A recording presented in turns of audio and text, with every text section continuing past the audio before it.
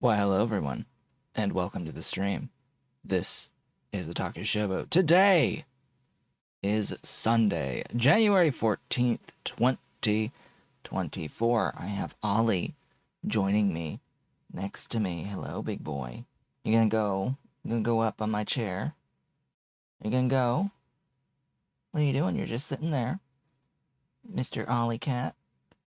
Yeah, Mr. Ollie Cat. He's here. He's with me. News. What do we talk about? What are we going to talk about at the beginning of the stream today? Well, Dolly had her vet appointment yesterday to get her rabies vaccine, and apparently also her next distemper vaccine, which we found out about her needing the day before we went in for the appointment. So that was great. That added $40 to the bill as Mr. Cat leaves me. So yeah, Dolly's fine. She came in at 10 pounds, which is slightly higher, a little bit more than what she was, but she's still fine for her weight right now. And the only thing that came up was we apparently have to start giving her something, some treat type that can help with her gums, because apparently she's got some swollen gums, gingivitis. So that will be another thing to add to the list of things to get at when shopping now. Is a different treat that's crunchy to help with the gums for her. Mr. Cat, Ollie, will be next week, next Saturday, and he'll get his shot then. Of course, when we got back, he was not amused by Dolly. He did not like her smell. He was hissing a little bit and growling a little bit. But he just wanted to get away from her. He didn't want to be near her. Didn't want her to really get close to him. And he runs off. He doesn't like attack her. He just is like hiss, growl, run. That's what he was doing for the afternoon hours. By evening, everything was good again. And there's no more of that going on. So, printing. 3D printing. What is printing right now? Well, I'm going to go over and I'm going to grab 2 copies of what it's currently printing. This guy. What is this guy? You can't even see it because it's so blown out by the camera, and that's the big problem. Well, this is white, clearly. Clearly, this is white of some description. This is the 20-slot version of the UMD tray. There is a cosmetic thing. I'm not going to call it an issue because I am fully prepared to ship this item as is. However, there is something that I am trying to resolve with this so that it's an even higher quality than what it is to go out. So someone bought one of these in white, and I'm trying to make sure that it is as perfect as possible as it is the first one going out, as particularly of this color. So, what is the issue? I don't know if I can manage to get the camera to show. There. Do you see that little ridge right there? Do you see that little ridge? There's a ridge right there. That's not part of the model. That little ridge is not actually part of the model right there. And what is it? Well, I think you'll be able to sort of tell what the what's going on here if I do. Let's see. If I do, yeah, if I do that, can you see what the issue might be there? This is, yeah, that is as flush as it gets, and you can probably see that there's a gap there. There's a little gap there. I can put my fingernail in it, and it's like that on this side, just, even more so. It's not flat at the bottom on the corners. And so this ridge that's happening here is a little bit of over extrusion because the bottom has lifted up a bit. That's what's causing that little cosmetic behavior on this. So I've been trying to fix it. And well, honestly, with this one failing, the first print is honestly better than the second. For all intents and purposes when looking at it here, despite the first one not having a brim at all and the second one having a brim that had a little bit of separation between the object and the brim. So of course it wasn't good enough, and it just it warped. It warped, and I'm sad about it. So for this third time that I'm printing it, I've done absolutely everything to prevent warping that I possibly can on the printer. I made a much larger brim that has no separation between the object and the brim at all, so it should be it should be touching physically this time. That's one thing I noticed, was that even with a 0.1 millimeter separation, it wasn't touching. It's a little weird. I also made the base layer slightly thicker lines than the rest of the object, slightly thicker. And I increased the bed temperature to be 60 again for the whole print. Celsius, 60 Celsius for the whole print. And yeah, I finally got around to physically unplugging the side part cooling fan, because the warping only happens on the side with the side parts cooling fan. It only happens on that side with that fan. So gee, I wonder what the issue may be if there's warping of objects on the side with the part cooling fan and only on that side. So it's unplugged now, and between that and the better, bigger, closer brim,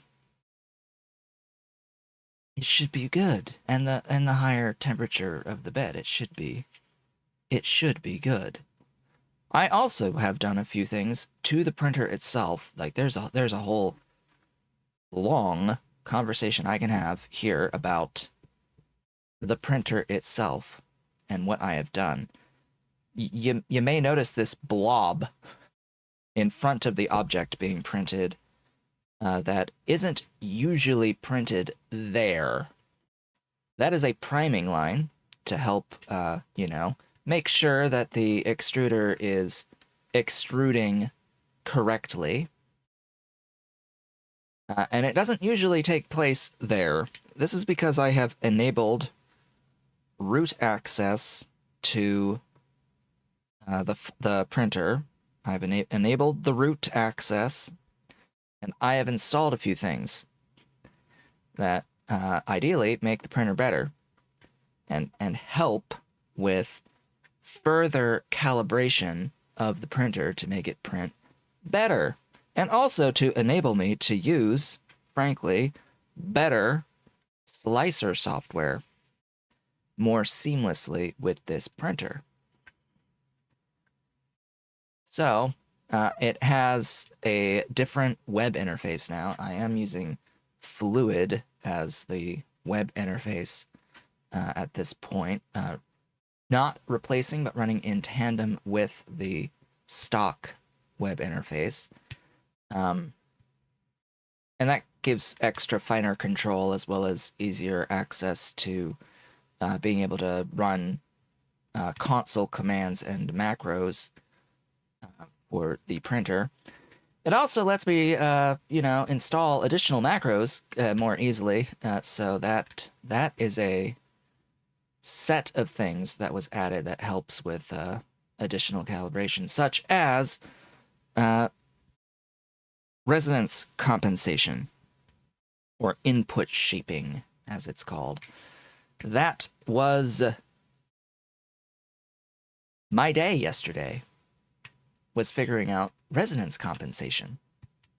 That was my day. My basically whole day, like besides with the cat and besides grocery shopping, that was the day, was figuring out the physical things I needed to do to the printer so that the resonance compensation would actually function correctly and get rid of the proper resonances. And by that, I mean making sure that the belts that the extruder head sits on or is connected to, making sure those belts were tensioned properly. Think of all you learned. Yes, I learned a lot, such as how the K1 Max is not a printer I would ever recommend anyone ever to get. Yeah, so it works out of the box, but that's about all I can say, is it works. out of the box. And over time, but the problem is that over time, the machine needs maintenance over time, and good luck with that. Good luck properly maintaining this machine over time, and making sure that, you know, the belts have the same tension across both sides of the machine. Yeah, the XY belts, it's really just, as far as I can tell, it's just one belt connected end to end to the extruder head. But the issue is that there's a whole bunch of moving parts that those belts are connected to, as well as two tensioning mechanisms. They need to make sure that those tensioning mechanisms are providing equal tension.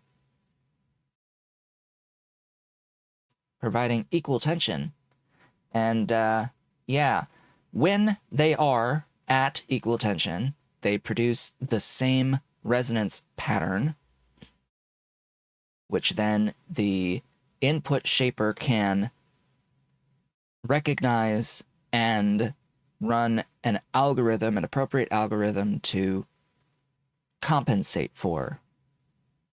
It basically shakes in the opposite resonance frequency amplitude from what it's experiencing, to interfere and reduce to nothing the vibrations. It does the opposite of the vibration.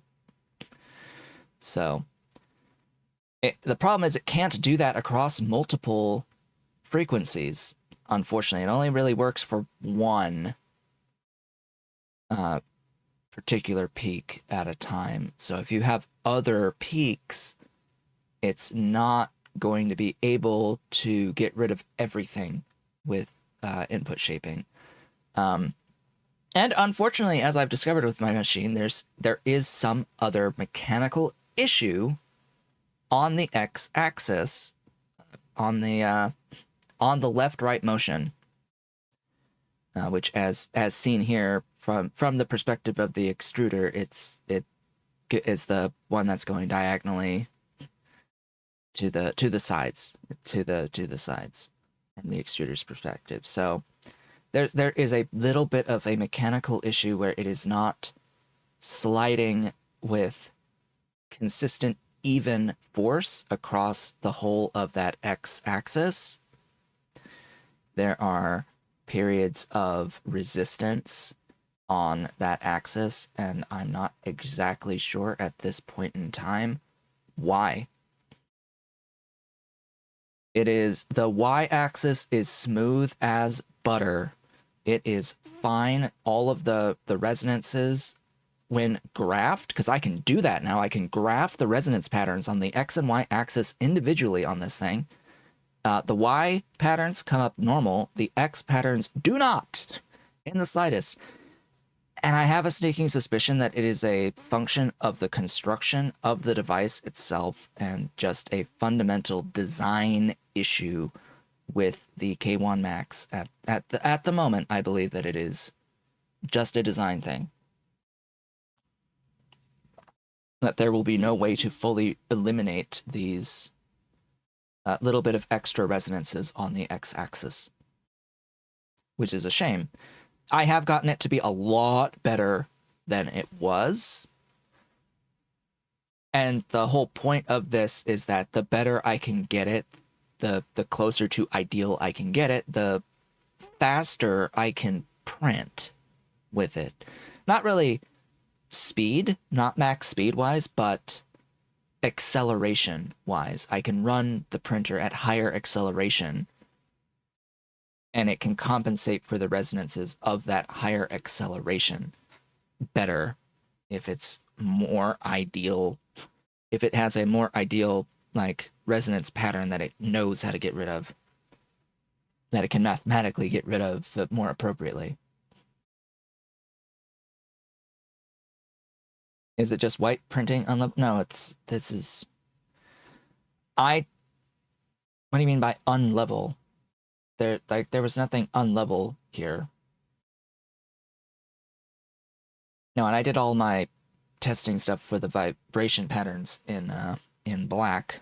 Now this right here in this white, there's should be no difference between the colors between what I have for the white. This is a specific high speed filament that's meant for this purpose. I'm pretty sure that with this print I should have no issues whatsoever. I'm pretty sure that I've taken enough steps with this specific print to now solve my the warping problems of the edges on this one. But we will see. We will find out as it gets a little bit taller.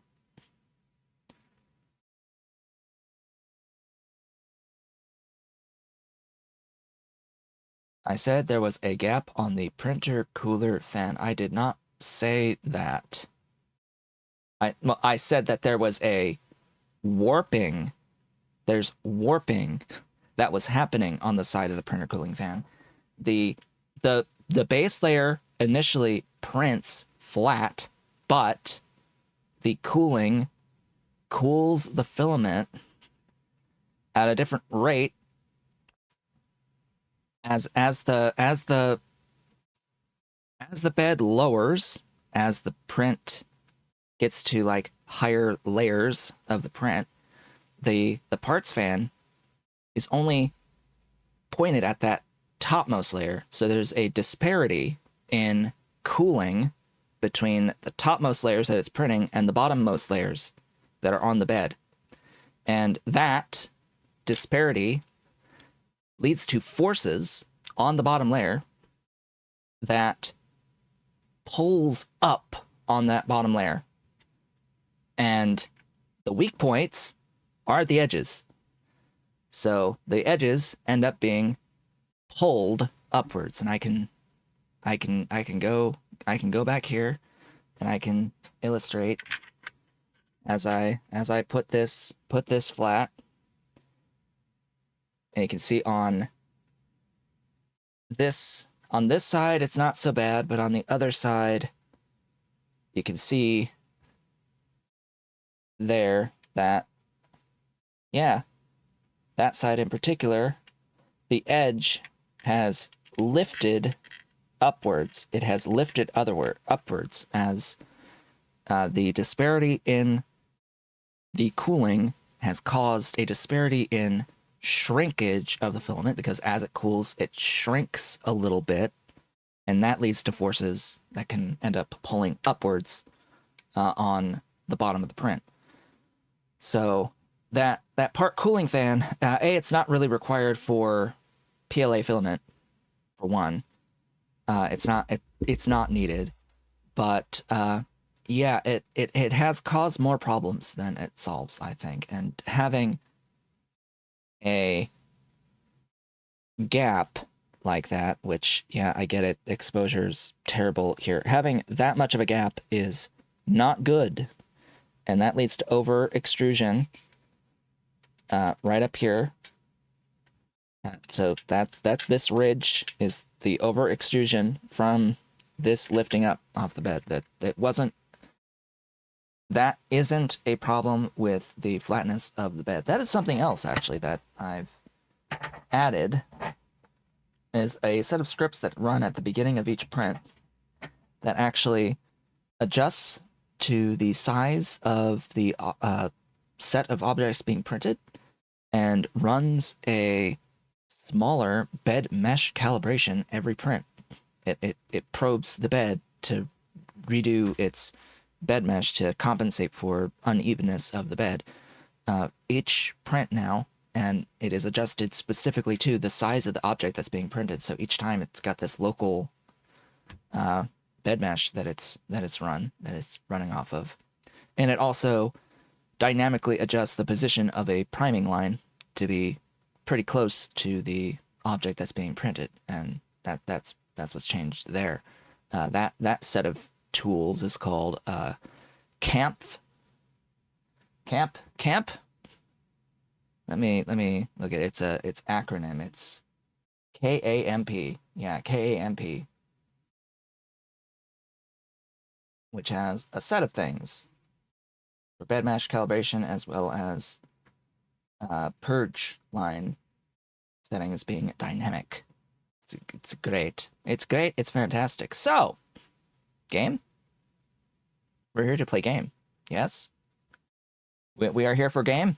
I think we are here for game, and not so much the 3D printing thing. By the way, each of these to print is $1, basically. So if I choose not to send these out, then that's basically $1 down the drain for each of these. Yeah. You know, plus the time of the print and the wear and tear on the printer.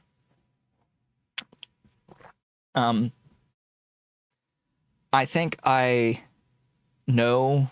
I have an idea of what's causing the resistance on the x-axis. By the way, I've got an idea as to one last thing to check for that. And I think it's the rollers. I think it has something to do with the rollers that are on the bottom, not the top. I will attempt to show. Do you see that that steel roller on the top there, just to the left of the extruder in the back? That top roller there. There's a roller there, but what I've not looked at yet is there is another one directly underneath it, as of course as the print head covers the roller there. Yeah, so there's a roller that is got that the belt turn. The belt does a 90-degree turn at that roller. There's another one underneath for the other part of the belt that's underneath it that goes in the opposite direction. So the top one goes to the left, the bottom one goes to the right there. And I think that there is something causing extra friction, or there's something that is sticking a little bit on one of the bottom rollers, or both of them, on that bottom belt. And I can't see it because they're covered by plastic. I'm not sure why, but from this angle, from the front of the machine, I can't see them. I have to like turn the machine around to be able to see it. It may just need to be greased. They may just need to be greased, those rollers. Those rollers are also completely flat, and I have seen suggestions online to replace them with toothed rollers to match the teeth of the belt. So anyway, that is that. That is what I will say on that matter for now. Just stuff and things about a printer that's like $800. I did look at the K1C a little bit more into the K1C. It is not the replacement to this printer. It is a step between the K1 and the K1 Max. From what I can tell, it is a step between the K1 and the K1 Max. It does not even have the larger bed that the K1 Max has, which sucks and is like immediately disqualifying for me to ever consider it. The whole point of this printer is that it has the 300mm bed on it. Anyway, that all being said, I did like, though, the concept of the V3 Ender 3, because it will use the same extruder as the K1 line. That is good. I really like the looks of the Ender 3 V3 and what they're doing with that. That will be nice. That will be very nice as an entry-level 3D printer.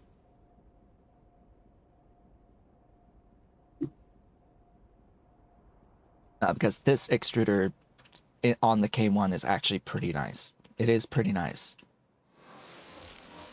Even if it won't have the AI LiDAR as part of it, I would imagine that because it's the same extruder, that's something that you could probably add on, which will be great.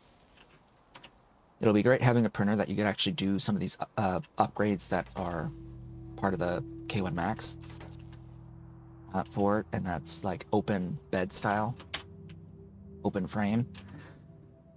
So, game. I didn't touch the game in between streams. That's why I've taken a bit more of a extended intro today. What did we do last time? Well, we're working on getting into photonic chips. I don't see a world in which we don't get the photonic chips today, because we got through a number of the factories and we have not as many left to do today. So last time we got into the Arcod jelly with purine analogs and HDS coils and formamide and colloidal silica, titanium nitride, conductive sheets, gallium, arsenide, drill heads, prepared glass, clean glass, and polishing compound. We did all of those things in the last stream. Oh boy. Oh joy. Oh bliss. Today we are going to make SMOO. The SMOO will happen. Superconducting magnetic units will be where we begin today. We will also need to build out zinc nano compound, zinc nano complex, zinc oxide nanoparticles, transparent anodes, photonic crystals, which will require doing some caged creature stuff. And then we can do the photonic chips, and we'll be done with the photonic chips. Now, what does this unlock for us? Nothing immediately. Nothing immediately. We still have a few factories to go before we can actually get into the intelligent units. We will need to set up heavy fermium material, PCB4s, next silver matrix, paradiagmatic resistors, quantum dots, in-gap, quantum wells, nanochips, superconductors, and condo processors, all before I can get the build the factory for the intelligent units. Quite a few more things. Quite a few more things to go. And I guess I should at least mention Friday Factorio Facts happened. That was a thing. What was the topic? Somewhat interesting. They're releasing a new inserter that yeah, it stacks items on belts. They're adding belt stacking into the game as a vanilla mechanic.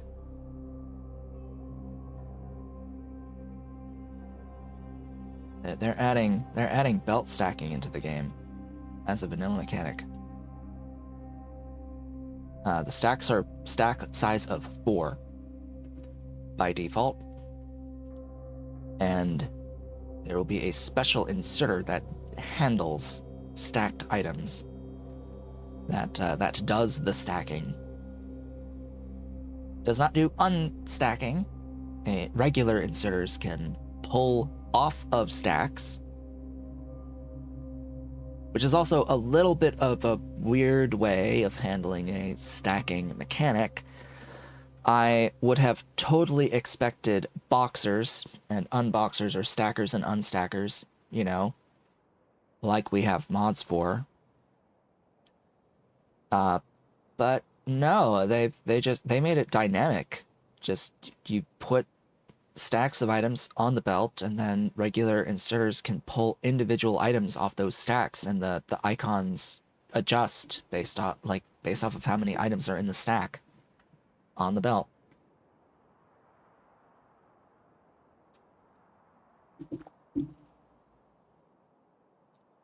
Which is definitely a way of doing things.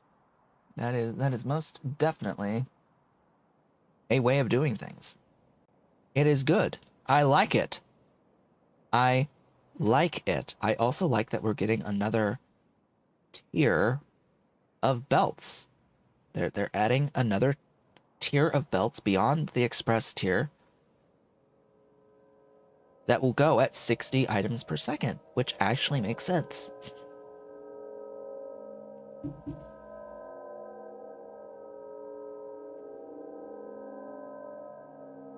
Which actually makes sense. Now, yes, I do have a concern about being able to pull the items off dynamically, because it will be difficult to tell how many items are left in a stack on a belt, and it will be difficult to like know how much throughput's going through if you've pulled items off of a stack at any point. But to that end, the new inserter type is going to only be able to put full stacks of items on the belts, and it can grab from partial stacks to make new full stacks. So you can restack to get a better idea of what's going on. I'm looking forward to what mods do to this to make it better, because there's some throughput things I think going on with those. There's some improvements that can be made around throughput with mods. But anyway, that is that. I think it's good. It is wholly good. I have no issues with any of that at all. That was a good update. A nice update, and expected somewhat. I expected a new tier of belt. Let's be clear. I was expecting a new tier of belt to happen. That was not surprising. That was a bare minimum of an expectation for an expansion to the game. Like that was bare minimum. Getting stacking added to the game is actually genuinely good. That's a genuinely good thing to have. I am very glad that we will have vanilla stacking. Like, thank God. Having belts being able to move 4 times the throughput of items will be great. What will be better is having loaders that can load and unload from trains stacked the stacks of items at the full belt throughput. Now that I would like to definitely see happen. Someone make happen. What do I need at this train station? I need a few things. Few solids. 1, 2, 3, 4, 5, 6, 7.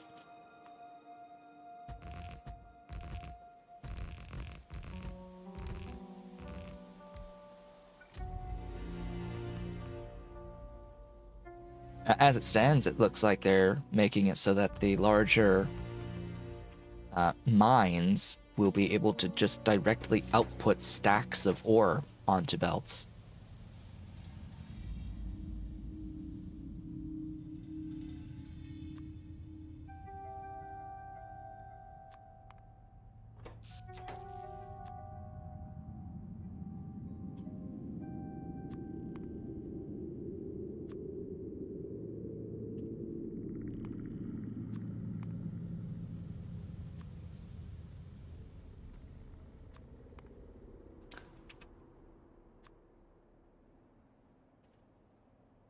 I did get these, right? Yes. Yes, I did. I went out of my way and I did that.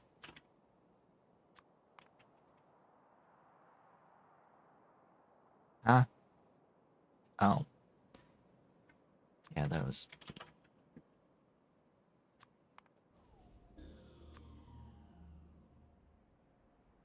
And Molly.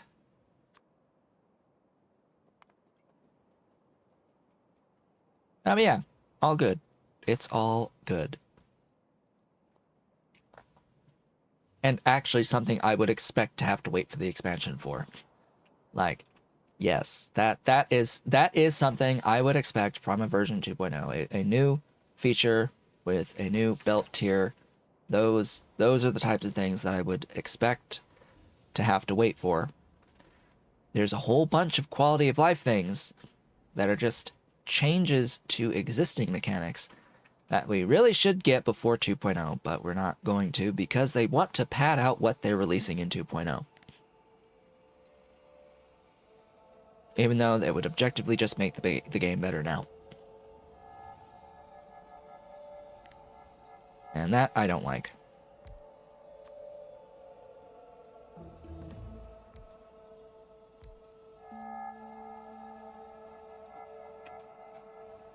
Alright. Let me see. I'm also sort of trying to keep an eye on the print, and I can see in the larger window that it looks like at this point there's not any warping on that edge. You'll be able to immediately tell because that edge that's pointing at us, that's the one that had the most warping.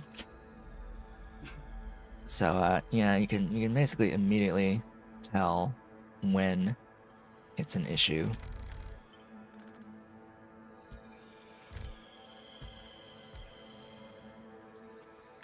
Right, that. And there.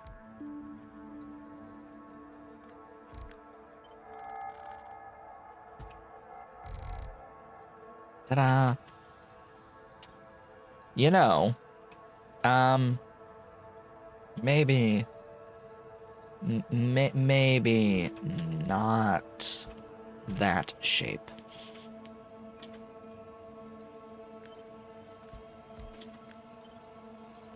Maybe not that shape. That looked a little bit too phallic.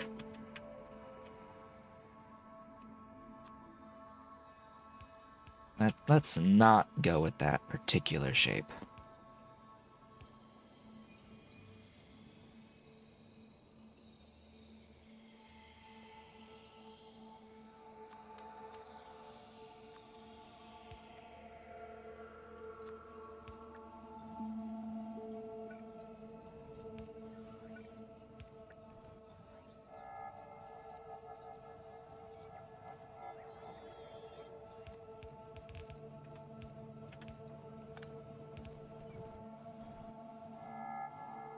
I should have a Mark II of this. Do I already have it? No.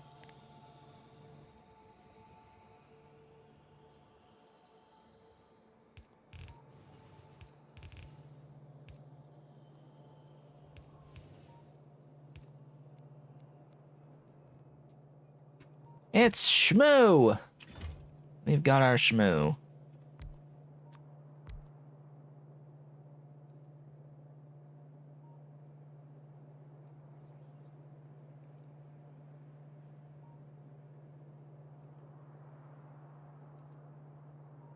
Also, you know, it's white.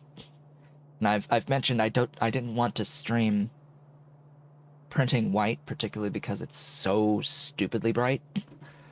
But I've actually made it a little bit better, easier to see. Like it's about as easy to see as I can make it. And you can't even make out the edge that has the LED shining. Because there's an LED light bar from the top left of the screen. Yeah, white on white isn't so great for trying to look at on a screen. I have turned its intensity down I turned the intensity down to 18%. It's at 0.18 on that light.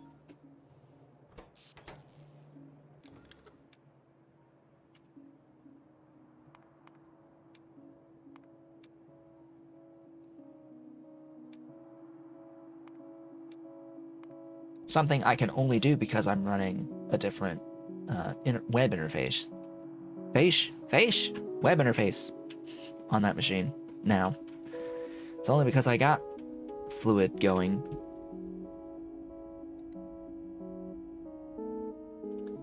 Which is very nice. I'm also, as I mentioned, I'm able to use a different slicing software. So I'm using Orca Slicer now. I was using Creality Print, but yeah, it doesn't have as many features as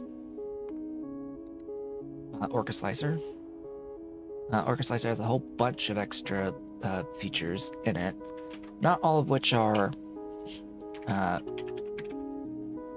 particularly useful in my use cases, but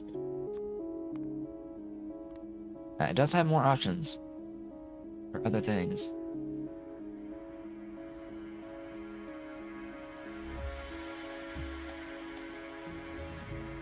All caps, buddy. Smooth.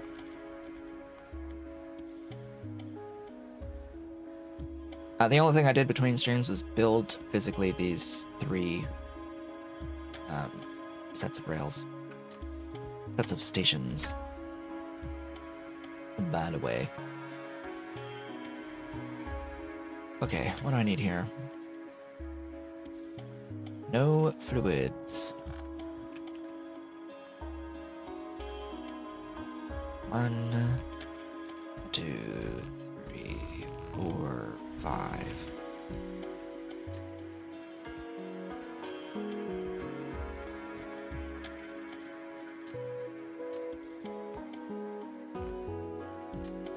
I'm just trying to dial in my settings with Orca Slicer to be similar to what I had in Creality Print. That's just, there are a few little things with all of my configuration changes and updates. There's a few things that do need even further adjustments compared to before. Such as brim distance being being far too far now. Something I've noticed. Like, actually, this is ending up a lot, like, physically further away than I thought it would be. Like, not actually touching the object at all, which is not what I want. I do want it touching the object. It's just I want it to be, like, smaller overlap between the lines. Like, sorta touching, but a little bit further away. I don't know. I don't know what I was thinking.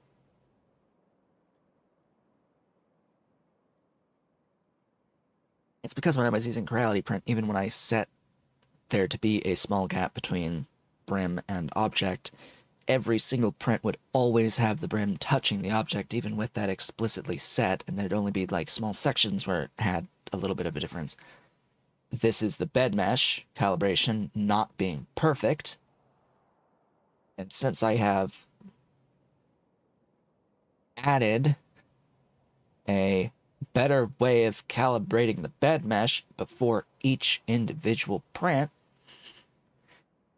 it's a better mesh, meaning it's actually going to do what I tell it to do in the slicer. And there is a gap. If I tell it to have a gap, there will be a gap now. Because it's better calibrated to actually work properly. The problem is, that introduces problems because it's working properly. Yeah. But we're learning. We're learning. We're learning things.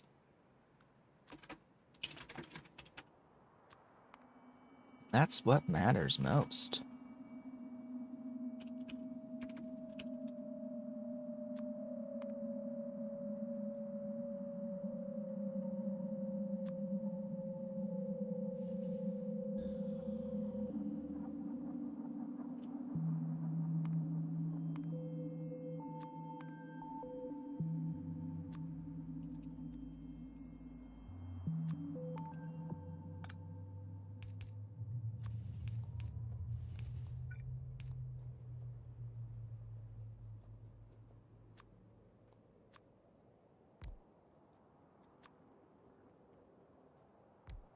That's what matters most, and that's why that's why I had been increasing my prices for my 3D prints. I've pretty much dialed it in at this point.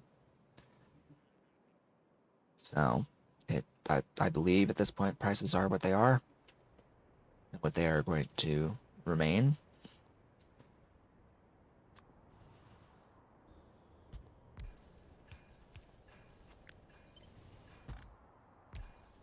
But new items may have further adjustments, depending on how big of a pain in the butt they were to design and print. Cough, cough. This thing, by the way, is my most expensive item. This we're printing right now, this is my most expensive item on my store, my shop. This 20 slot UMD storage tray. Universal Media Disc used for PlayStation portable discs. UMDs. For games and movies. And whatever else they decided to make using them. Yeah, this thing is $17. It's $16.99 each. Listed, as listed. And as you can probably tell, having printed now 3 just to get 1 cent, there's a reason why they're this price. Why they're this price. I have reasons to price them as I have been. Oh, goodness, that is not the correct one that I wanted. I wanted this one.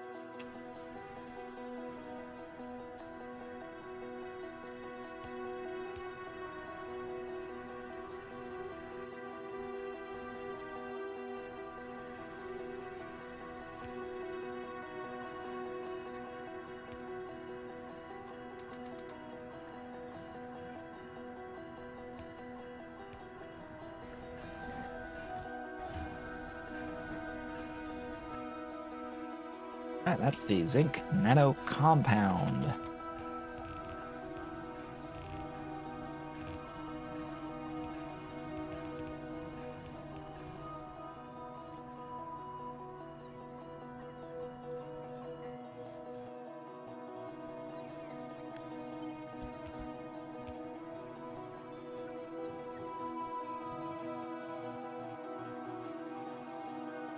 Yeah, that's better.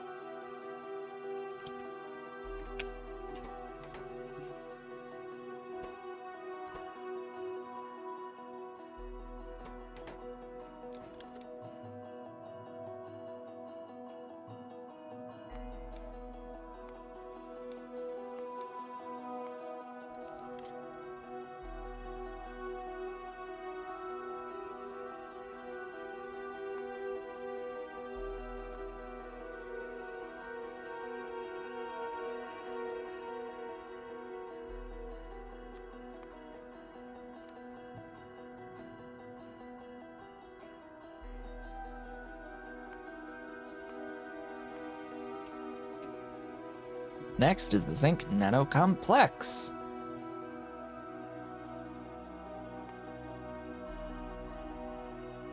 Now, in a standard playthrough, without my productivity shenanigans, I would get this stuff through a guar upgrade. That would be how I normally do it, is through a guar upgrade. And I can see that print has managed to do the transition to the sidewalls. This transition at this right angle here, it's managed to do that transition without issue, so thank God.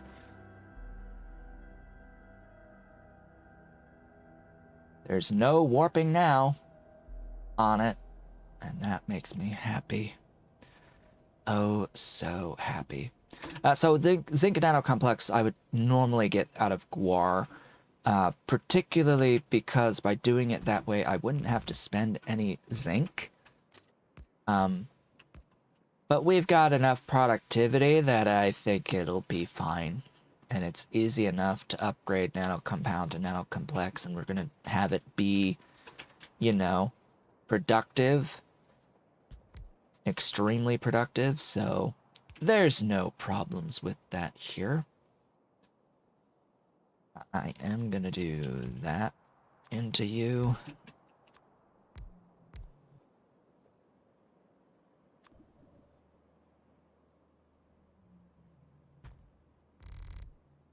And I'll have to move you.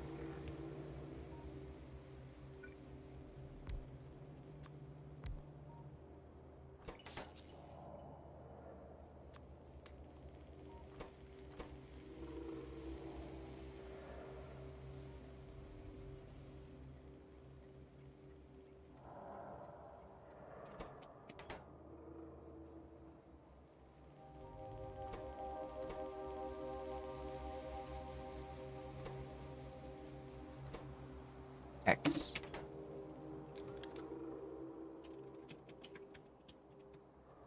Nano complex. This stuff gets used in a ton of different things. The nano compound gets used in a few things.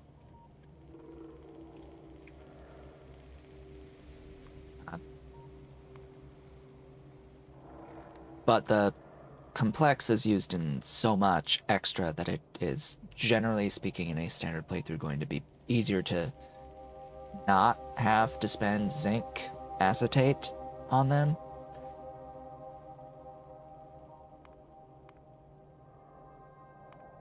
It really cuts down on the zinc cost. And yeah, as I suspected here, this is limited by, yeah, the pumping the, into the sinkhole. This is not ever going to get 270. It is getting what it's getting, and it will never go higher because of the tailings output being just a bit too much to handle. Game can't really do more than that. Oh boy. So, next, I need to build rail. I need to build more rail in order to continue to zinc oxide nanoparticles. So we'll do that. Gotta go to the right this time. To the right and then up.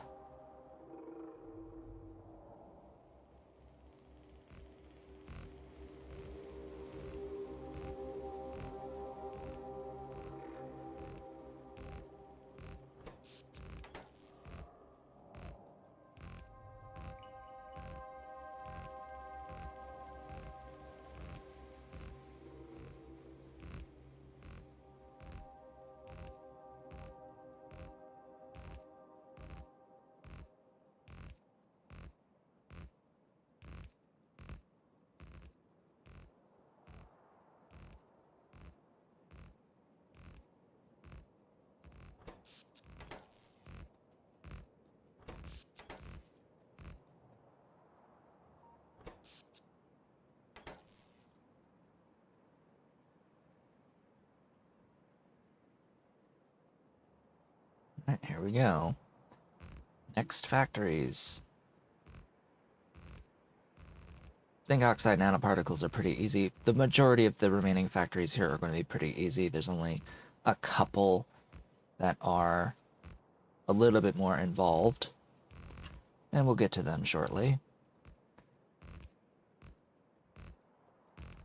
But we will soon have these photonic chips, and then we can move on towards getting into the intelligent units. It'll be really, really nice to have the intelligent units. I apparently dropped a few frames. I do apologize. I don't know why a few frames got dropped. No idea why. We've had pretty decent internet quality for the past long while. But, yeah. We just had a few drop frames. 422! Oh well.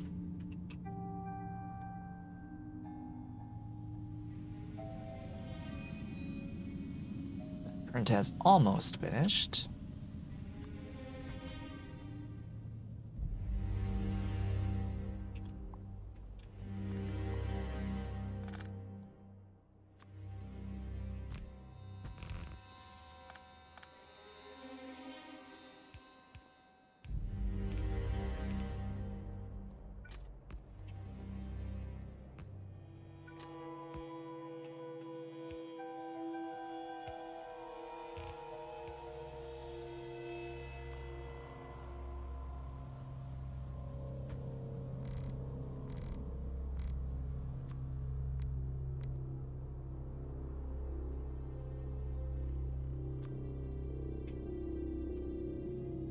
Nano complex and lead containers.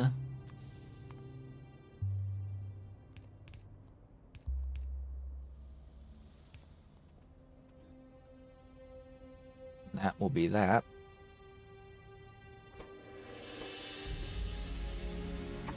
Zon.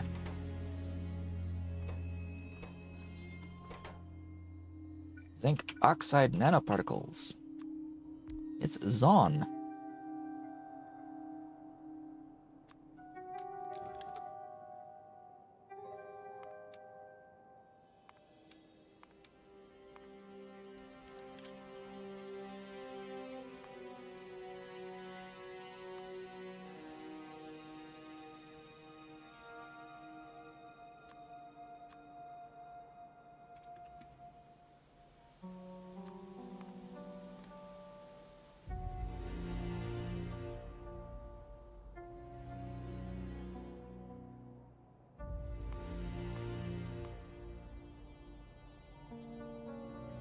Come on, you.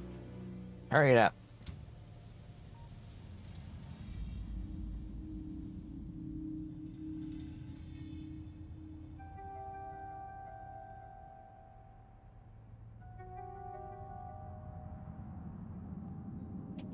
Anyway, next. Anodes. Transparent anodes. I need a sinter plant.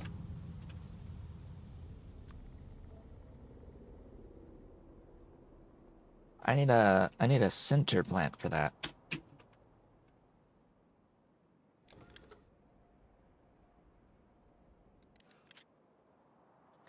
So I guess we're going back to the mall.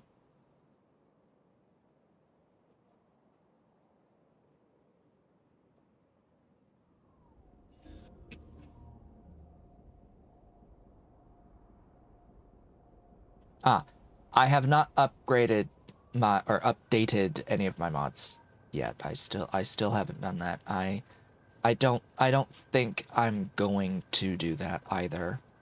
I think that we are at the set of mods and versions of the mods that we are going to stay at for the remainder of the playthrough.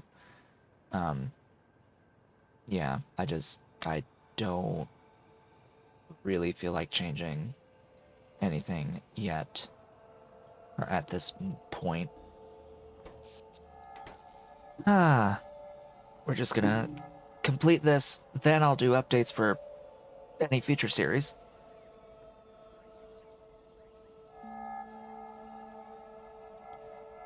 Which, yeah, gonna point out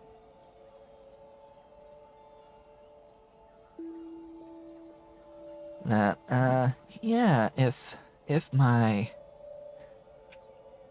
alternate sources of income grow enough to become good enough that I don't have to worry so much about how well or not well the YouTube channel is doing, that will mean that I could really get to streaming whatever the hell I feel like streaming.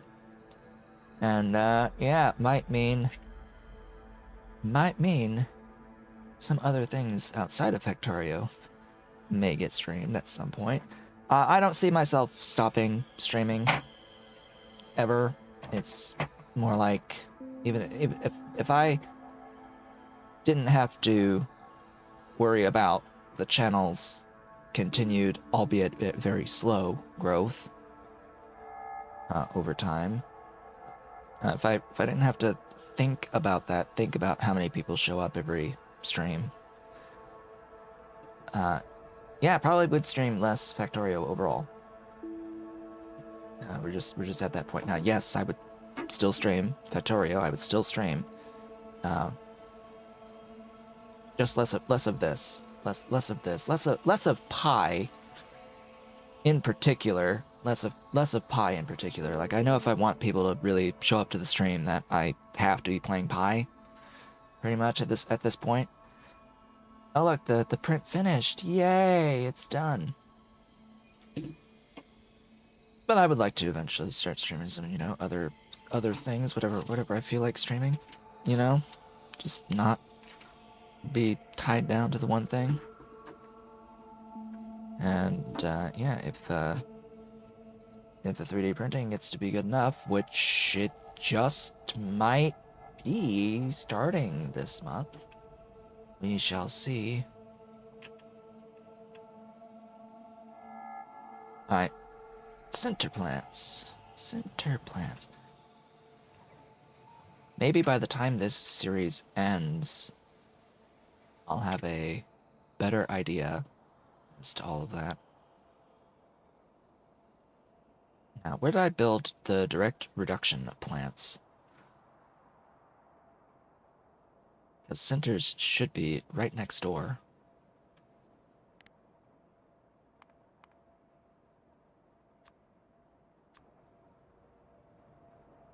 They are. Now, why are these not building? Because they need carbon aerogel, and I never imported carbon aerogel.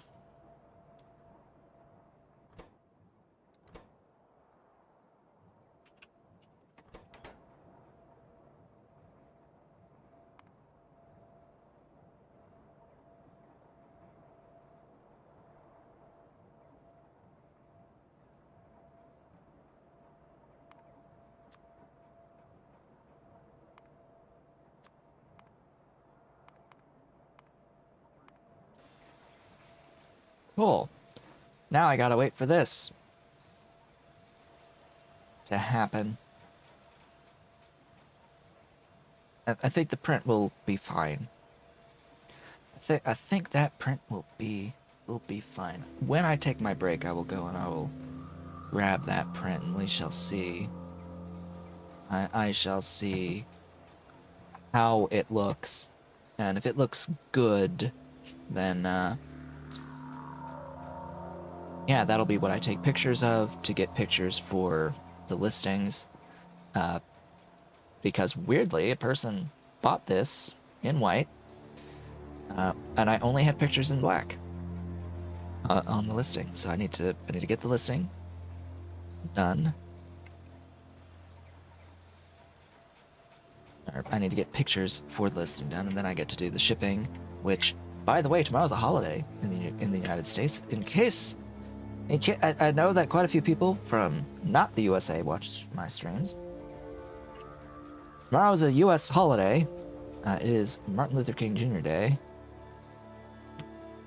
So, yeah, that is a holiday. MLK Day.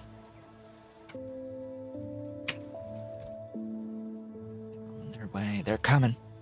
They're coming. There we go. Fine.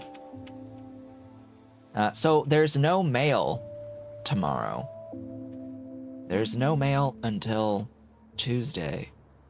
So I can't send off any packages until Tuesday.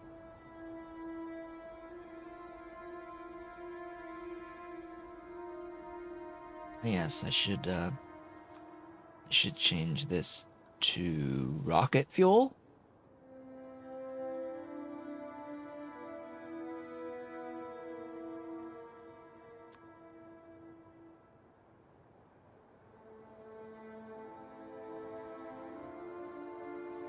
I don't see why I shouldn't have it be rocket fuel.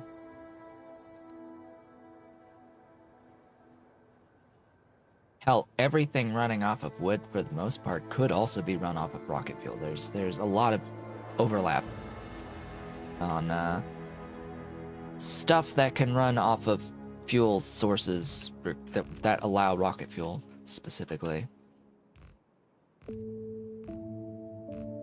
Actually, I think it's anything that can do canisters. So if it can do canisters, it can do rocket fuel.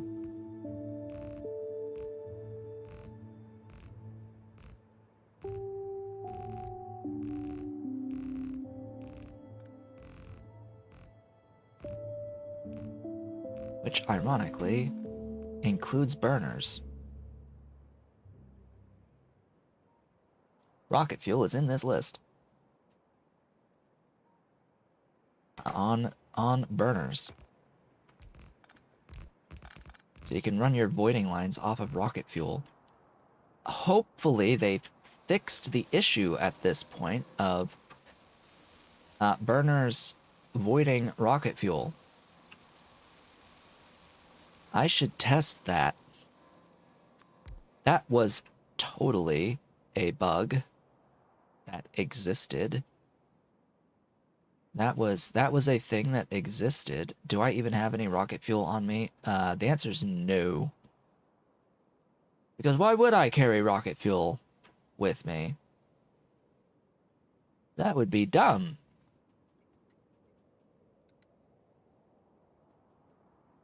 Oh, yeah, I need that dioxide on the network too, so I'll need to take another detour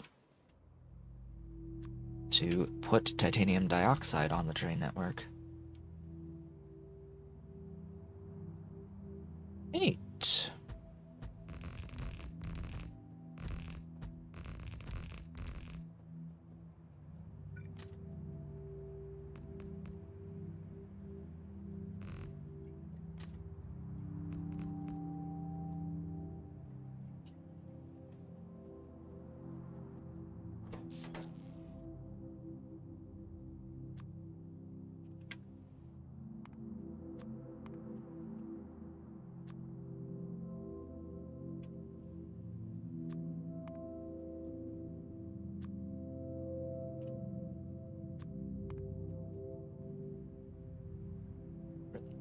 Acrylic.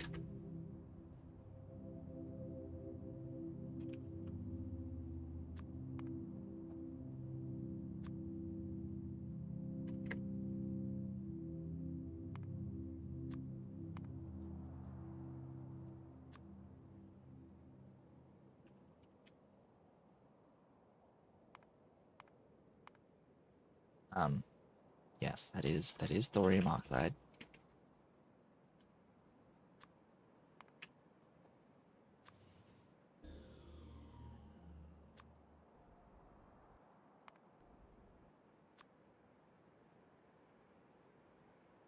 Rocket fuel. Come on down. I'm sorry, what?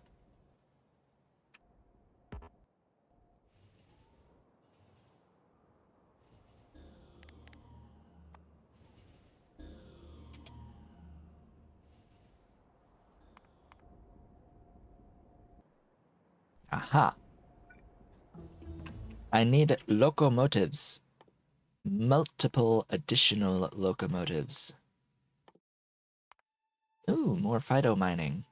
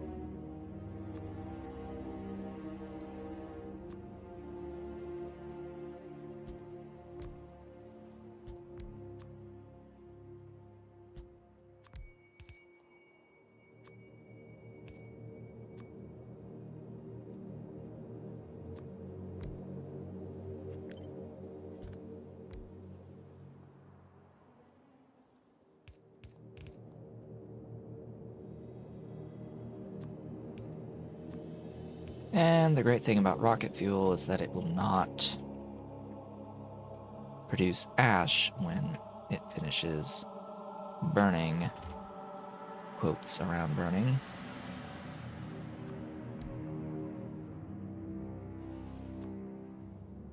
Oops, wrong thing.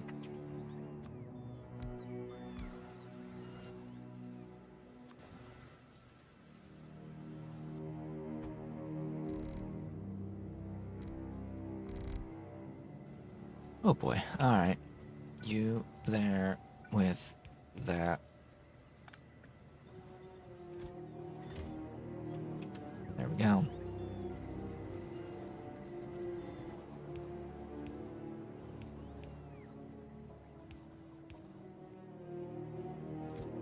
Okay.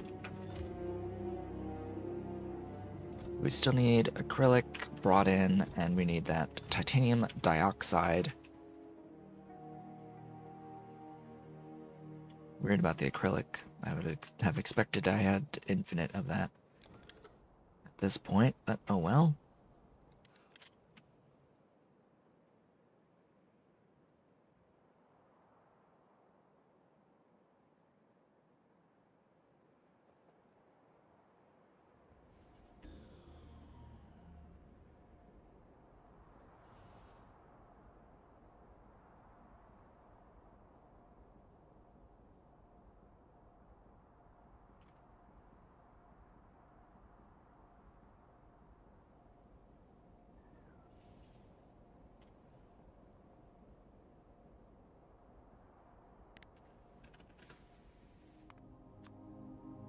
Really? None?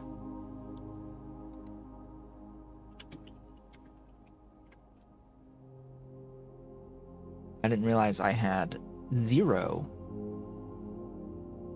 I must have used a different acetaldehyde recipe. Yeah. Alright then, this is my next factory. I didn't quite realize that I just didn't have it. This is going to be a separate factory, but I'll just put it like this so that I know what I need.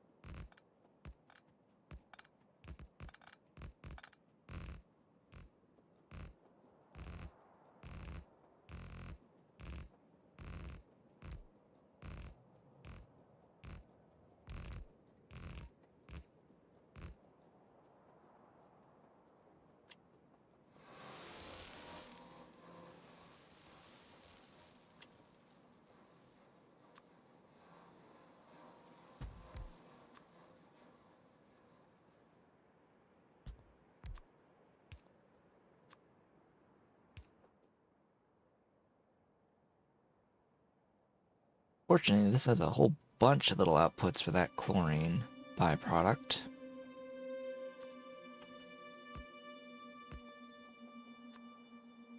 So I can actually avoid a lot of it.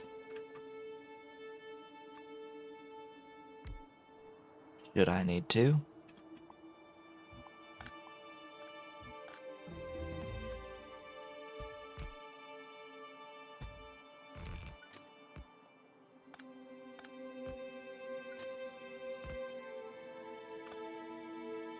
Have I put? Yes. Yes, I have.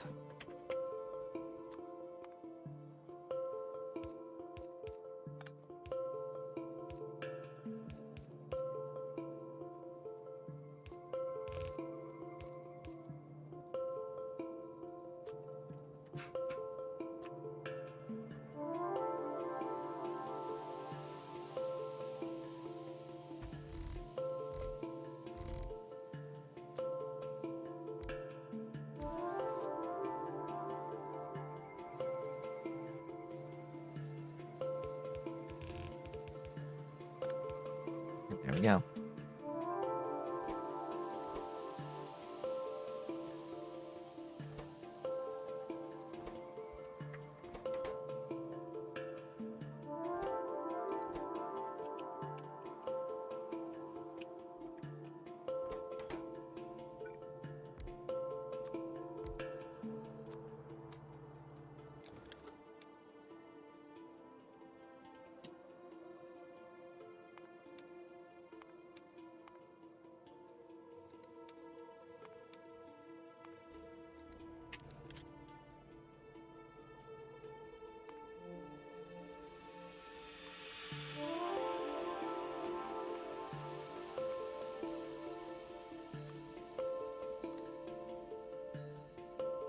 Really wish I could search this.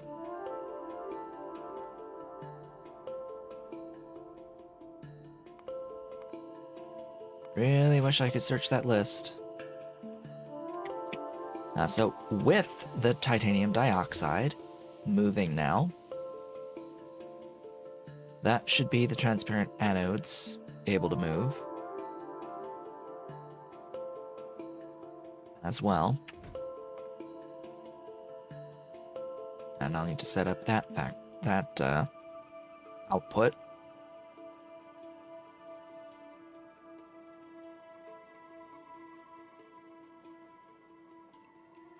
So I think we're down to the last couple of factories now, which will take a little bit longer, each one. They're a little bit more involved than this thus far.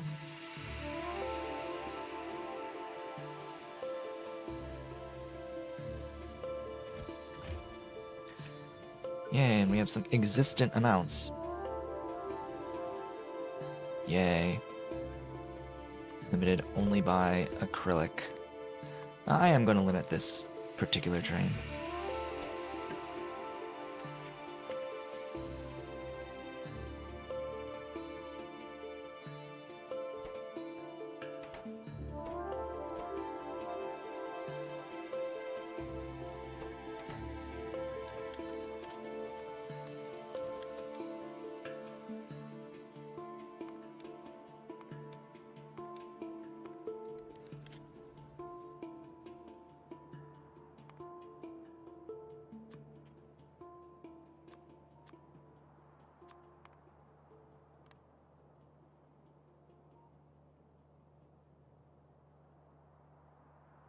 Really wish that list was searchable.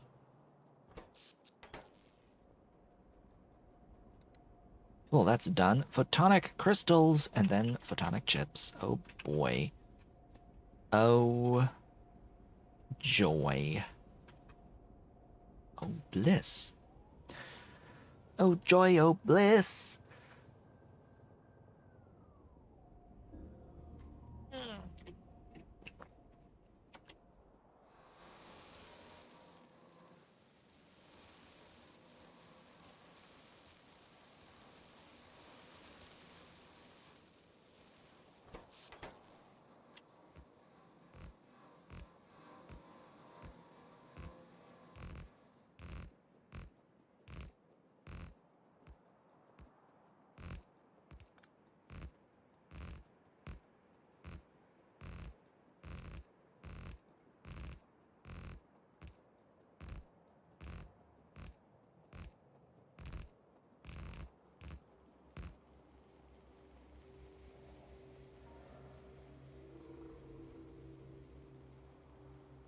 Oh boy. Alright, so this one's going to be a bit involved. Just a bit involved.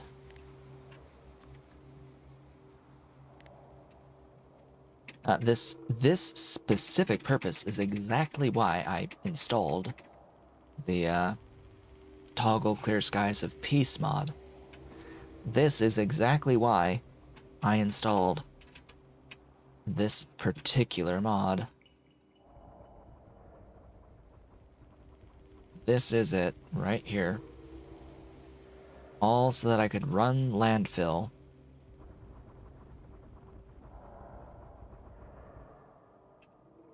More quickly and easily.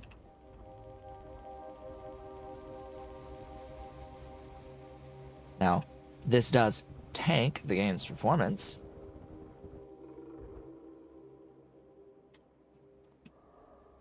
But hey, there we go. We have space. Space! Glorious space! What do we need? A few things. Just a few.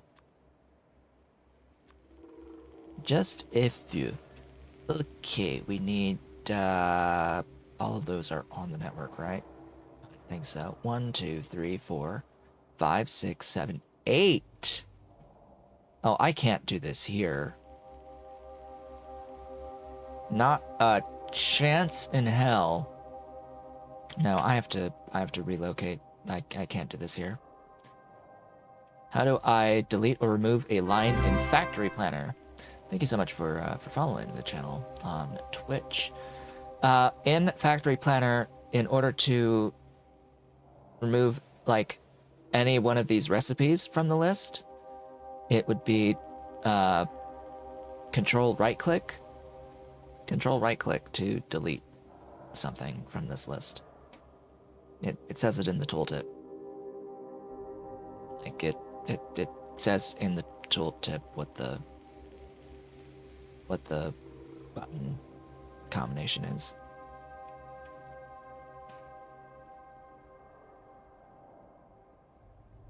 All right, I'm gonna go over here. And we're about 3 minutes away from our regularly scheduled break.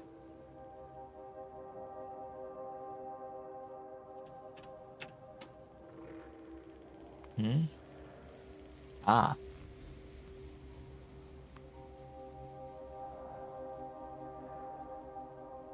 Control right click, delete. It says it right there. I see.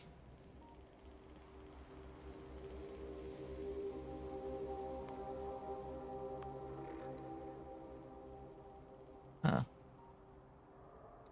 Why would you even want that off in the first place?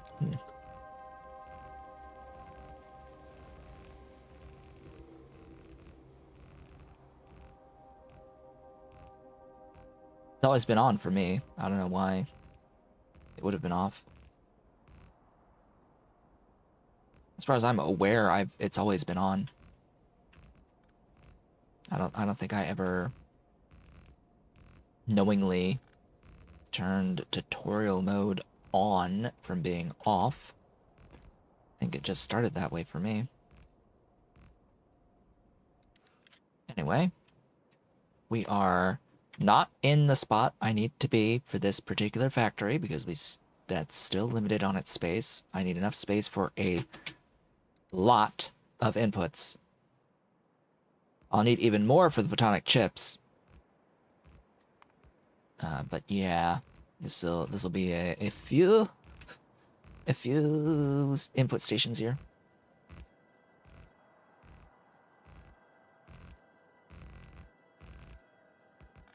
I don't know, maybe it's off with fresh installs. Or maybe I turned it on and I just didn't remember doing it. Could be that too. I've had the mod for a long time. It's hard to remember exactly all of the interactions I've ever done with it.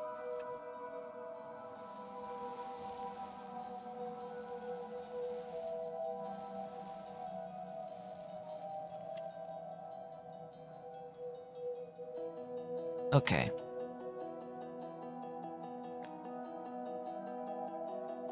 I prefer it for the things that it does over Hellmod.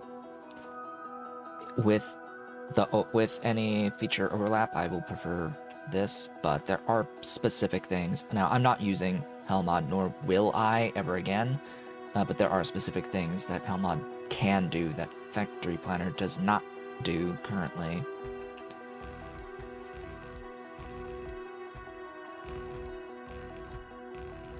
Such as anything involving temperature ever, as well as solid fuel burning. It does not handle fuel usage at all, and it does not handle temperatures at all.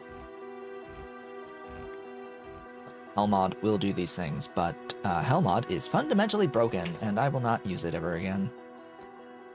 it wasn't even able to tell me a very simple calculation for a factory. It wasn't able to handle a very simple factory, and it gave completely wrong info. Just did not work when I was playing Newlius.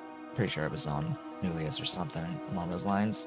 Anyway, there's a very simple factory I was trying to build out with Helmut, and it would not work for no reason whatsoever. And I was like, F it, I'm done with this. I'm never going to use it again. I also don't like that it assigns weights to things without telling you, and it makes decisions for you, and I don't like that it makes decisions for me. Not with Helmut. Like, why are you doing this in this specific way? It doesn't tell you. It doesn't tell you any useful information about how it's working with its matrix solver. It legit makes decisions for you on how to build things without telling you how it came to those conclusions,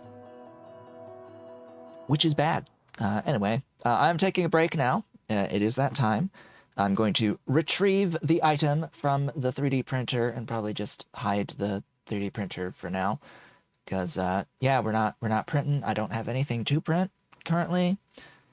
I'm not going to take the time to switch the filament on it, and I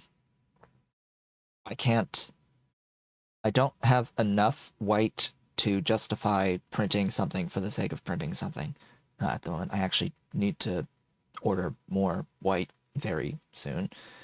Not quite there yet, but soon I will need more white. Anyway, I'll be back shortly.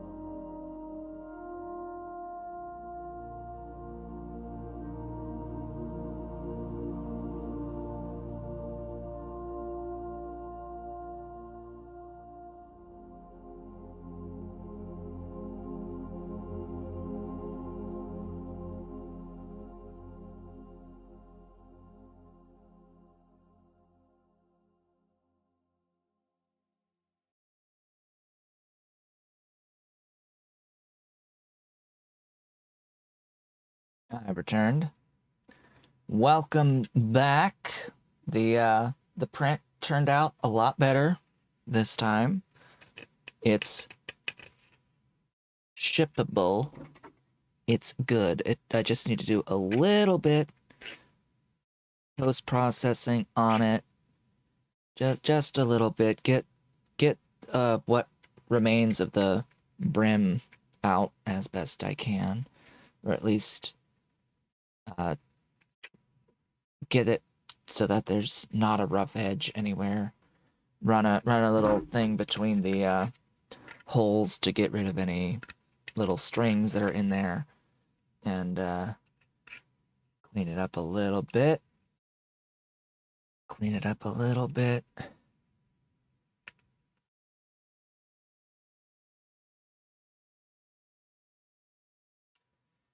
But yeah, it did not warp this time, which is good. No lifted edges on this print, which is what I was looking for. So that's gonna go out. That'll be the one. That'll be the one. That's good.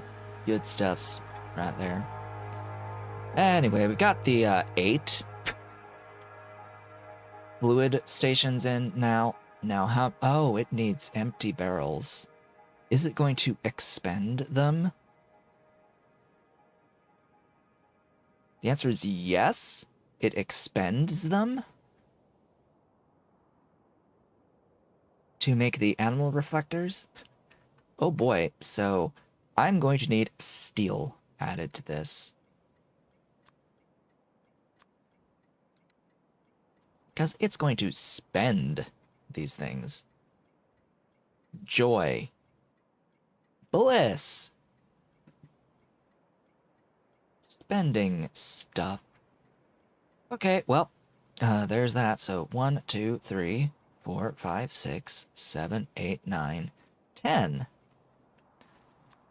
10 solids in.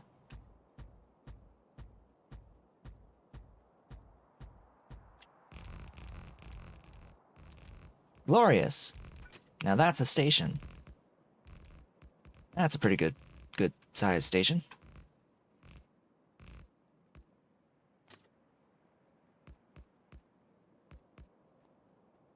Okay.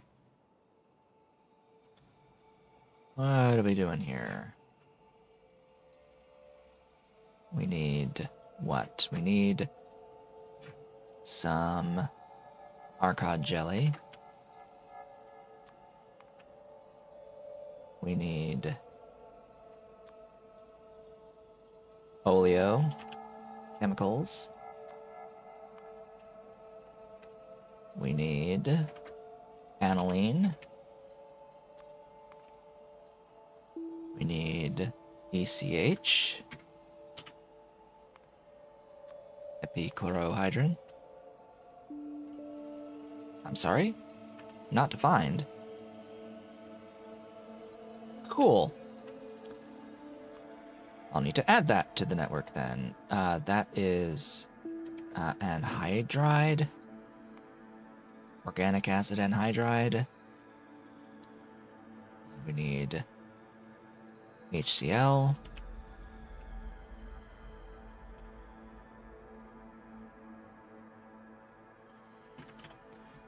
It's hydrogen chloride and not hydrochloric acid.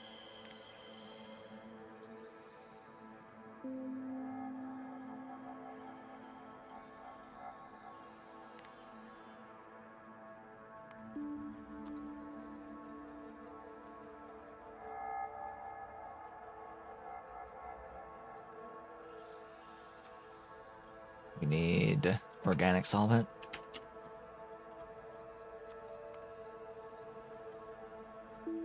What's the last thing? Helium.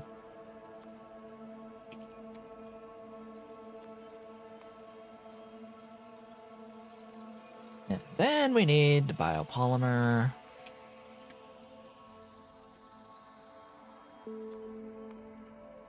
All right. Let me put this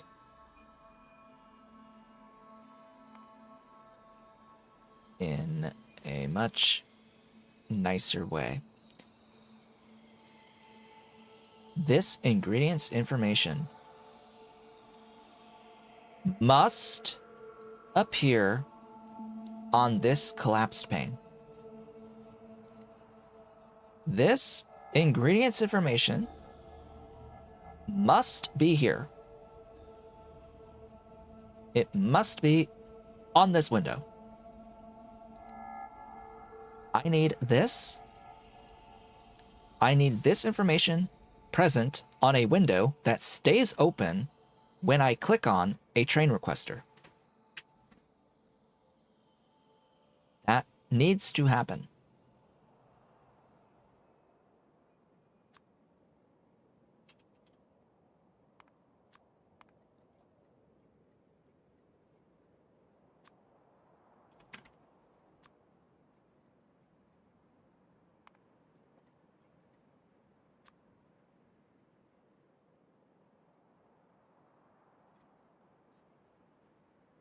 You know, it's stacked.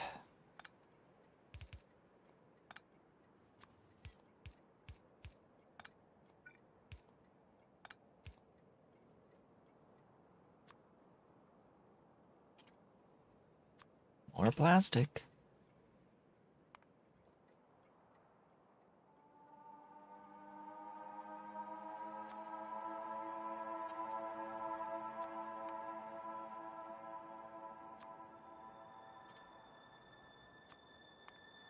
Analogs.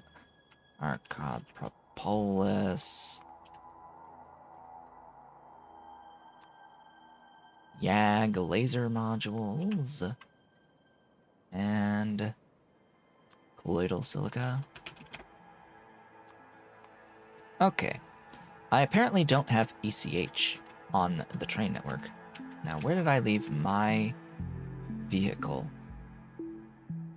Where is my vehicle? Here. I need you to go back here, please. I may also need to extend this waiting location.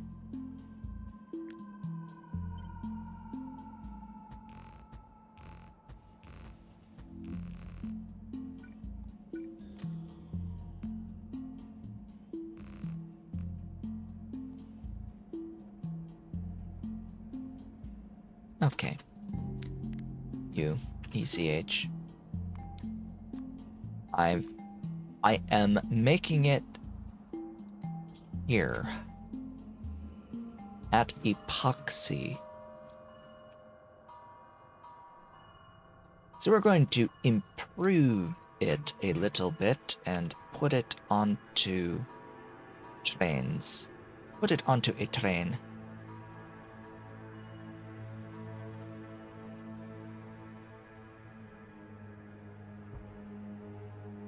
Of course that was the 5-5.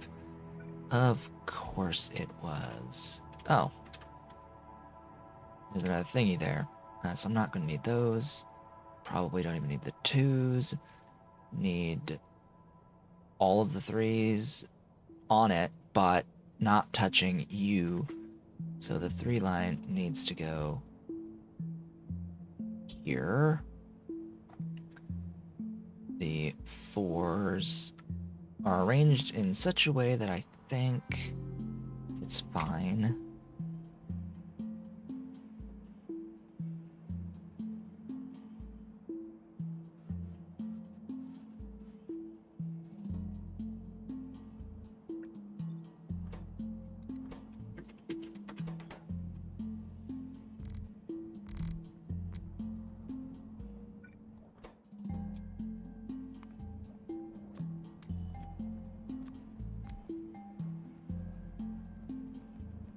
That's missing something.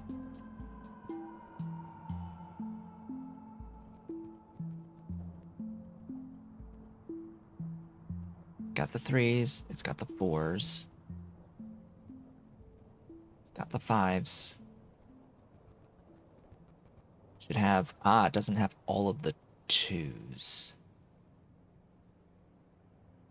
It's Missing 2425.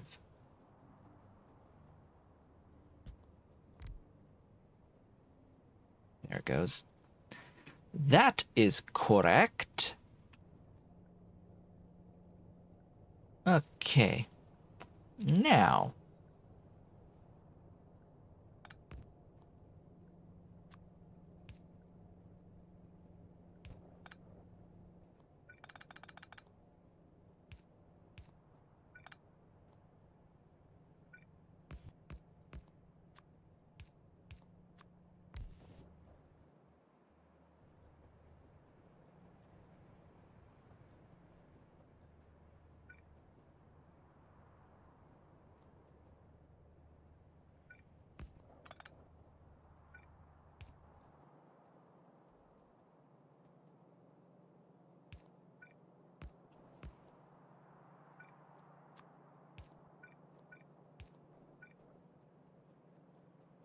Going up.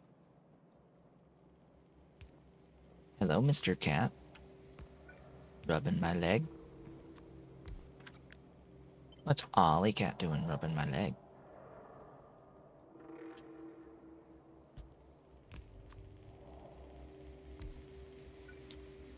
He's going to my... He's on my piano. He's on the piano.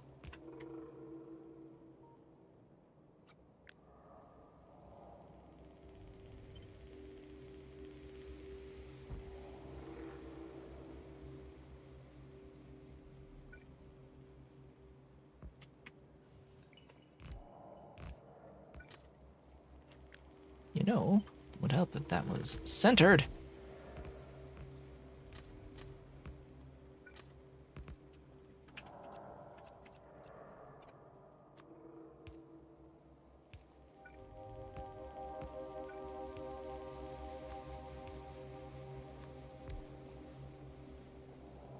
$3,000 per second.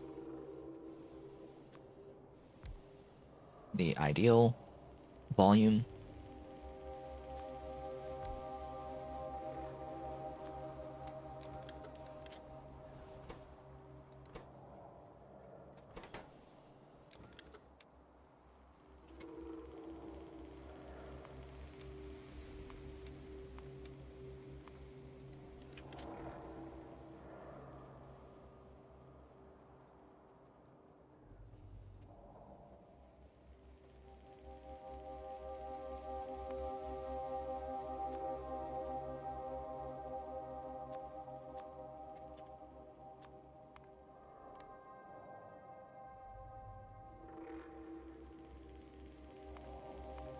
Okay, that should be that. Head back over here.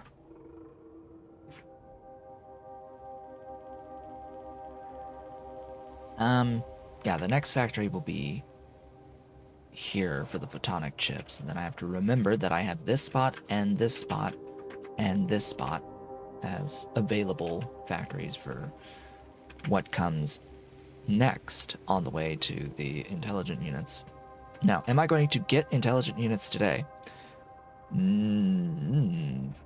Most likely not. I do know that all of the other remaining factories besides the intelligent units are single building factories. Everything is a single building besides superconductors, which is 3, and condo processors, which are 3, and the intelligent units themselves, which is going to be more than 1. And that's going to have a very, very large train station for the intelligent units themselves. So, given 1 hour, 9 minutes to do all of the everything, the answer to that is nah. Nah. If I had the extra hour, I don't think so still. Oh god, why is everything beaconed? No, no. No, no. No, no, no, no. No, no, no, no. No, no, no. We don't need all the things beaconed fully. What I do also need is oh shoot, I was going to test the thing. Yes, I was going to test having rocket fuel. I was clicking on the rocket fuel. Thanks. I was going to test if putting this into the thing would just end up voiding.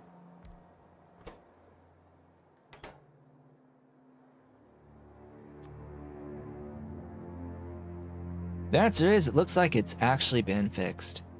Thank goodness. It has, in fact, it appears, been fixed. We can void with rocket fuel now and not void the rocket fuel. Because that was an issue.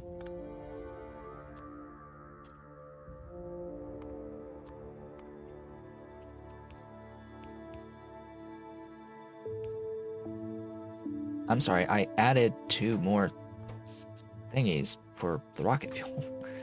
Great. Which reminds me, the Friday facts. We were talking about the Friday Factorio facts, and I did not mention a very important change that is going to be coming to inserters with the updates. So I said that they are adding inserters. They're adding inserters that can put stacks of items onto a belt.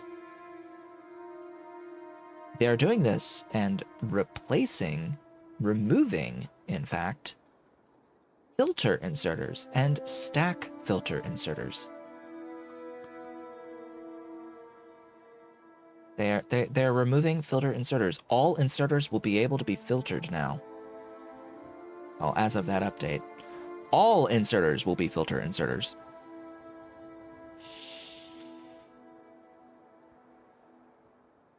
That was a decision. Yeah, that's good. Probably gonna break a few mods, but that's all right. That's all right. That's good, actually. I'm okay with this. This factory's a pain in the ass, so let's get through it as best we can. Alright, give me this.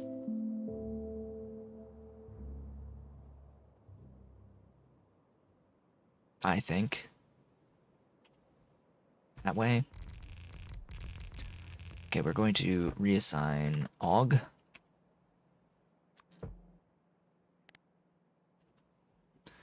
AUG uncage. AUG cage. I need AUG. I need AUG. Do I have any AUG? Do I have to go get AUG? I think I have to go get AUG. No. Oh no, I have to get AUG. I have non-existent amounts of AUG. Oh well.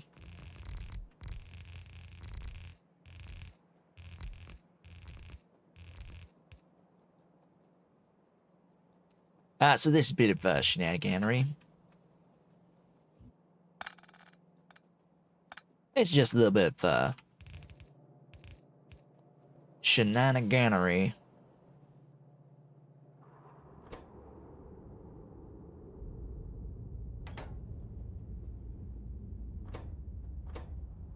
Just paying very close attention to make sure that it is not, in fact, going to attempt to void rocket fuel.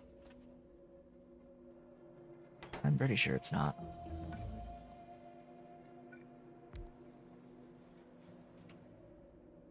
Okay, do that. Do I really want to do upgrade techs? No.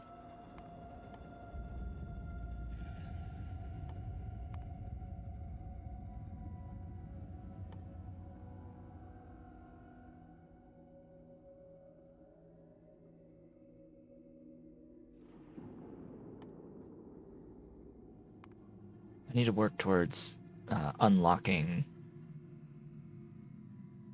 utility and Pi 4. I have to work on unlocking Pi 4 next. I will need Project Leica for that, and I will need antelopes, nanochondria unlock, anti-tumor unlock, BMPs, oxygenics, or exogenics,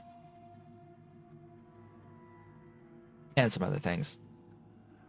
All for perfect samples. Goodness. I need a lot of crap for perfect samples. Alright, I guess I have to go get some AUG. Bring me AUG.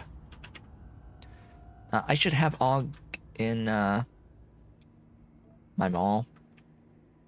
Logistics network in the mall. There should be some AUG. I could check, because this is actually a thing that you can look for. Really? Yes. The answer is yes, there are AUG in my mall. Mall is network 2. Your character is network 1, and then network 2 is my mall. There's some other networks for each individual factory. Yeah, just gotta have the request. Bring me AUG.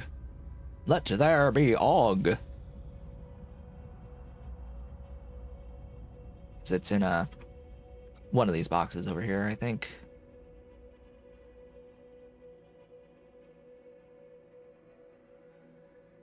Someone's got my AUGs. You've got my Zungroar.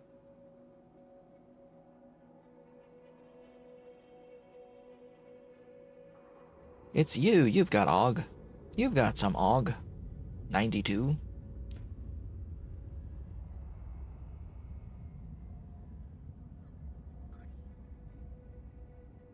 Any hoozles? AUGs?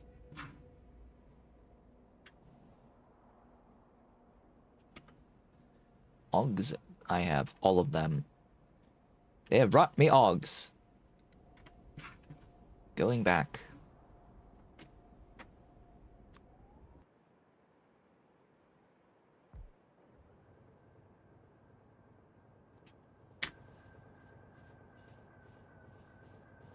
So I'm doing this for the sorted eyes, which are a separate recipe, unique recipe.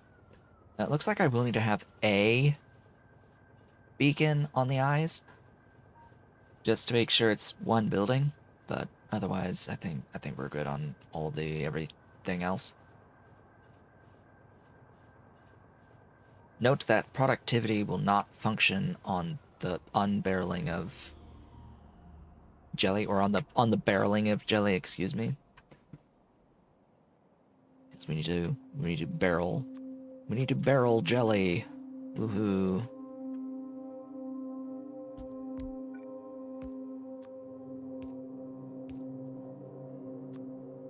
That's gonna need barrels. Fed by doers. Fed by dudes. Is dudes.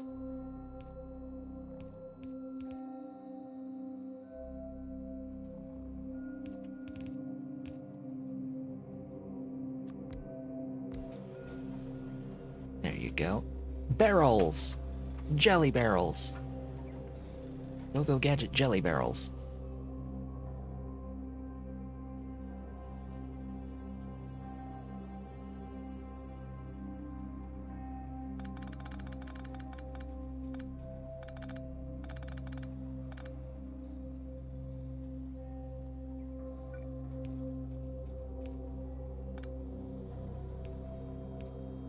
How is this? Okay. So this line is output of the dudes.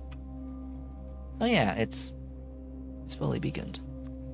So I put these dudes here. I can actually just run that way.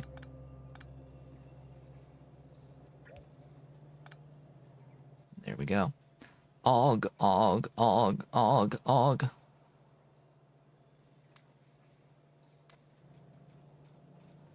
Infinite og.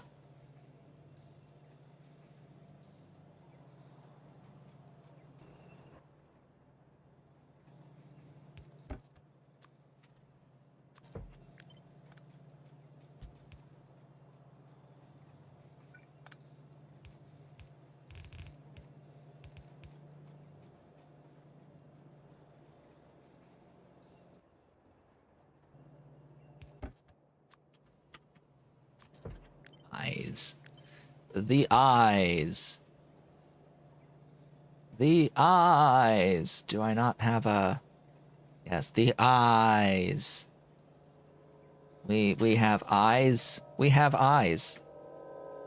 We have eyes. There are eyes. In the chat. There's the eyes. There's the eyes. Right there. Yes. We have eyes. We have emote eye. It's this eye.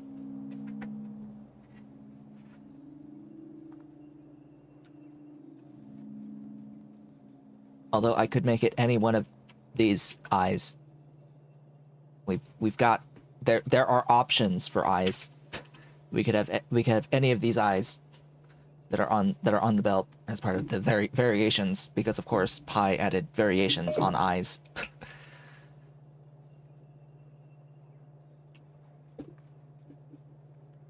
Because of course there's variations on eyes. Yeah. Well, we've got eyes. Let's get the rest of the things. Alright, this is a direct transfer olefin into fatty acid.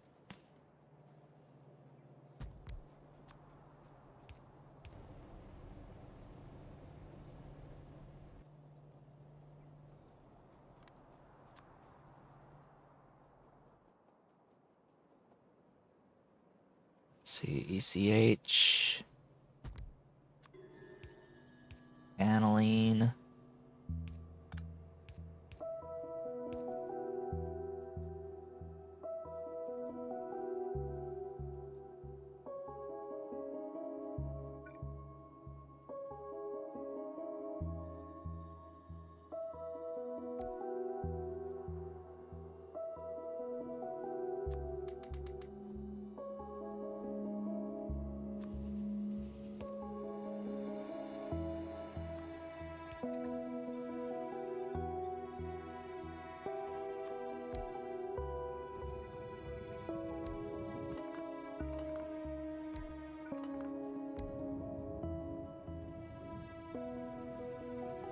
Alright, what do I need for you? I'm probably just gonna put this barreled jelly into a box.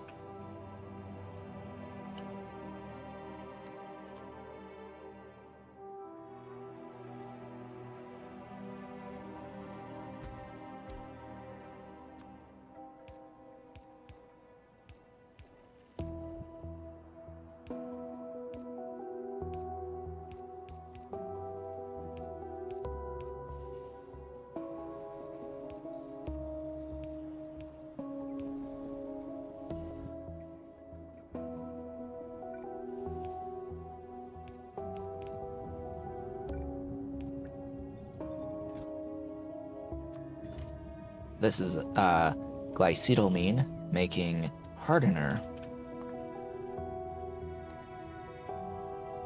The hardener isn't used until the inverse opals appear, which I guess can be next.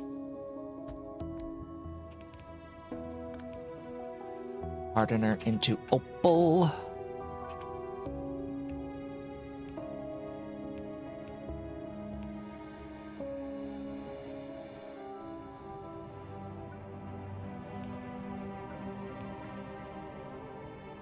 Sorry, the inverse of opal.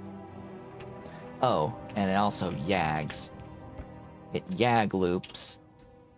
Oh, it yag loops. Is it?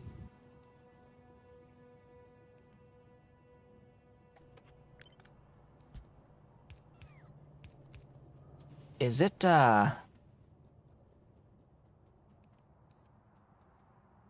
affecting that?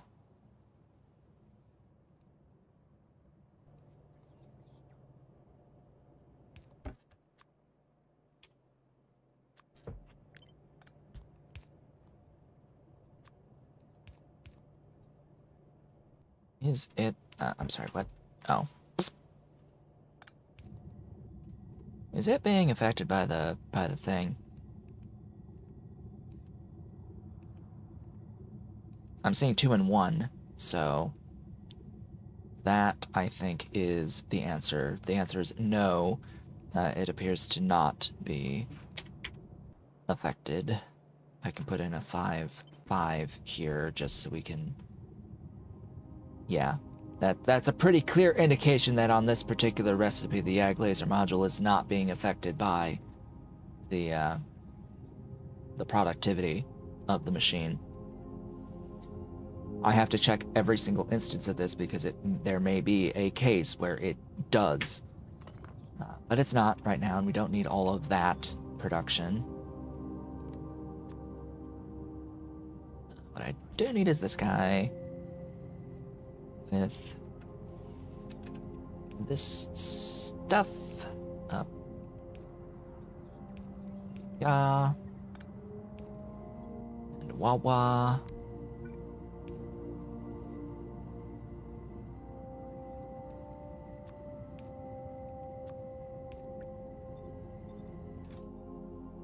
Ah, yes.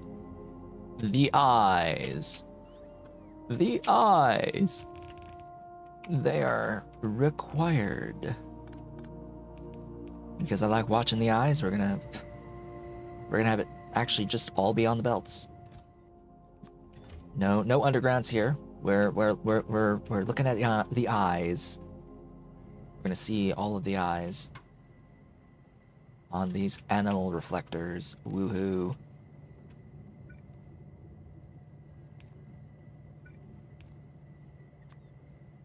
And then there be this. Then there be this. Is it within range of any of that? The answer is nah. But is any of that within range of any of that? The answer is yeah. Yeah. So it needs to get moved.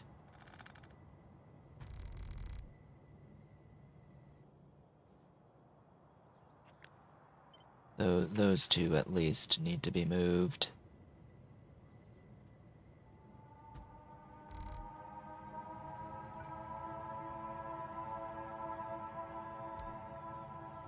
$23.50, $23.50.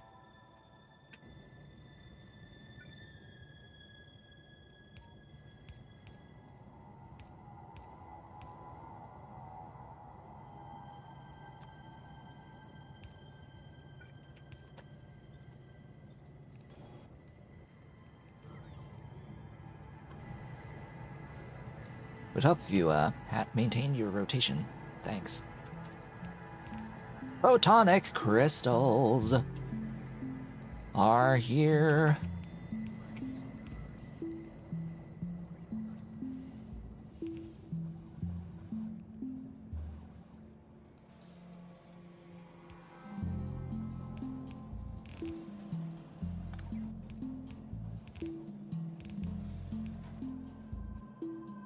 There they are. Glorious photonic crystals.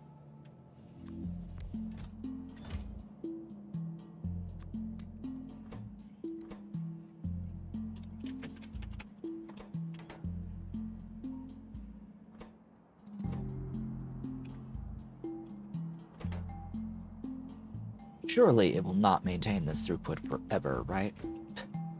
Surely we're not going to be able to maintain that.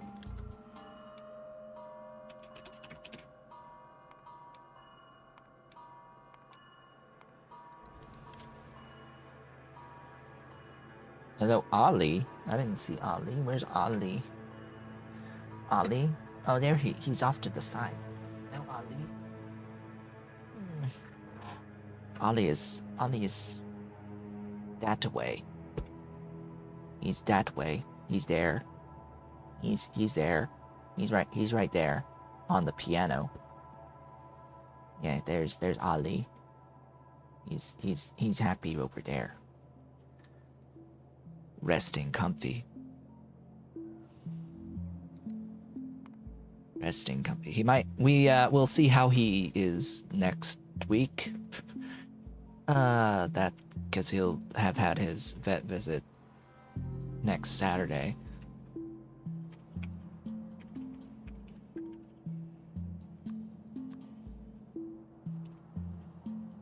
Weirdly, he's not getting distemper this time with the rabies.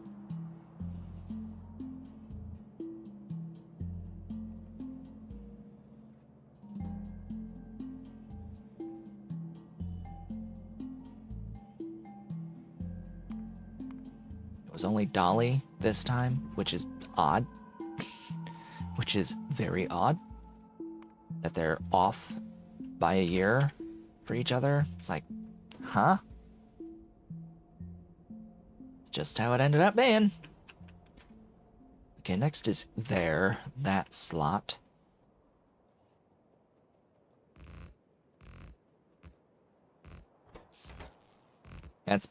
We believe it's because as kittens, Ollie was sicker and he had more vet visits than Dolly did as a result. So at one of those extra visits, he probably just got distemper while he was there that we didn't give Dolly at the same time. So that may be why things are off kilter. Because Ollie had more issues with ear mites and eye wateriness.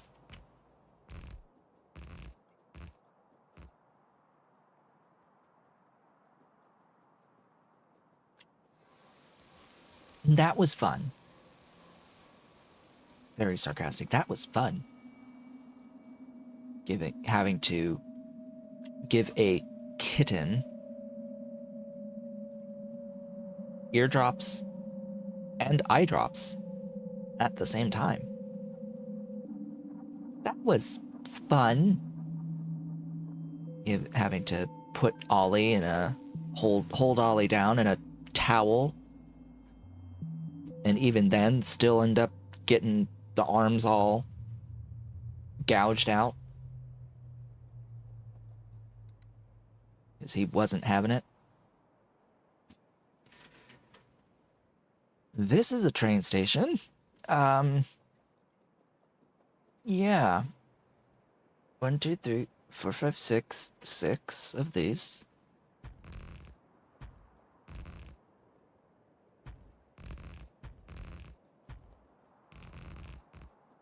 Yeah, he needed medicine. And he didn't want to have the medicine, of course. He didn't want it in his ears. And on his eyes.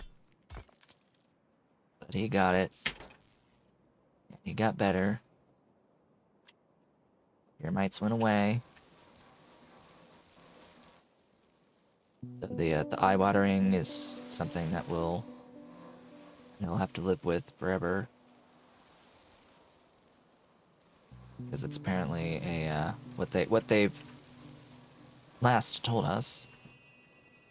We don't go to that same vet anymore, but when they did say that it was a result of having the bacteria that causes cat scratch fever in humans.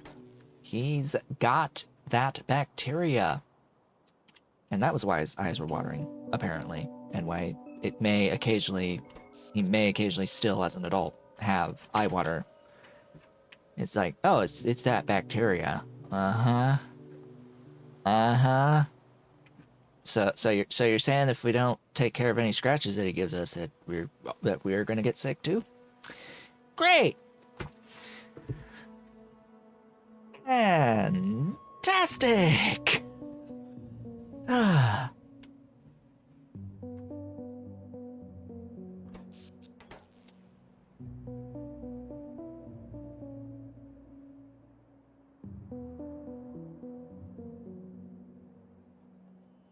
Yeah. So how many solids do I need here? A few, huh? I think a line is 12. 1, 2, 3, 4, 5, 6, 7, 8, 9, 10, 11, 12, 13, 14. The line is 14. Alright, so we need 14. Plus 11? 25?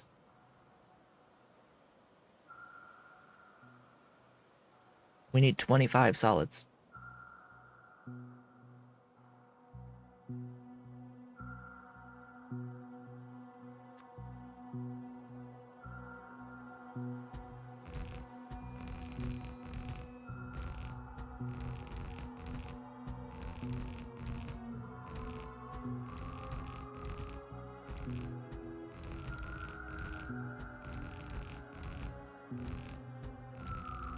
That is 25 solids. It was just enough room. There was just enough space. That does not bode well for, you know, any other factory that may need more than this. So that's like 2 lines plus 3. Where's the plan on the intel units again? Okay, it's actually not as much on the intelligent units as on the photonic chips. My goodness. And a lot of this is because I am making quite a few other things here with the photonic chips because they're only effectively used for photonic chips. Effectively only used for photonic chips. So why make them elsewhere if they only get used here? Is the logic. I guess the reason is, well, then you end up with this situation where you have a single train station that needs a lot of inputs. 25 solids and what, 6 fluids? 31 input stations?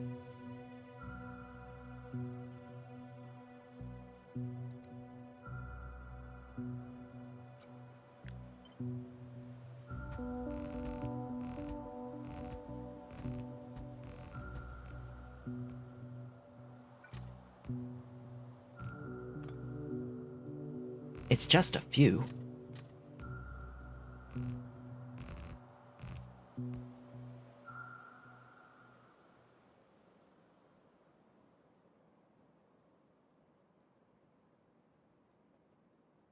I'm probably gonna build the factory first. And I also need to think about the beacons. Because not all of it is gonna need any.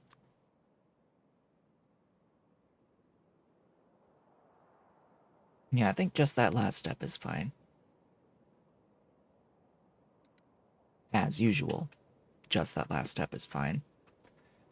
Ideally, the last step is up at the top. Closest to the supply station, that is. I need to shift to my 5-5 beacon. My 5-1 beacon. I'll need this guy here. It's going to be affected by all the beacons anyway, so that don't matter. Need this guy. This is also going to be affected by beacons. This will also be affected by beacons. That should make it fast enough. Yeah. So those are going to be one factory each. There's also this glassworks that I will put here. That should be affected by the beacons for their speed. So everything should be good there. Do I have a mark to that? Answer being nope. Not currently. And this guy, they'll exist next to each other. That will be that for those. These don't need... But this guy doesn't need anything else.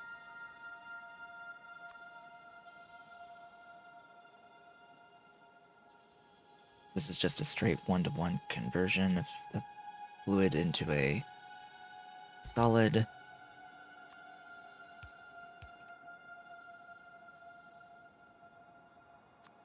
This provides oxygen, hydrogen. It provides hydrogen without oxygen.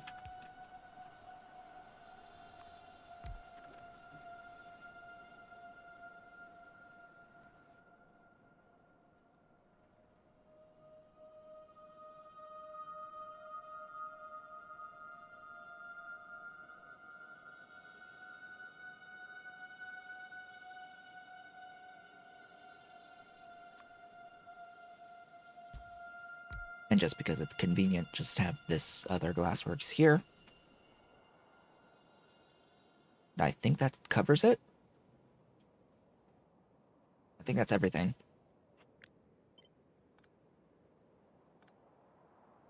Just like get things aligned.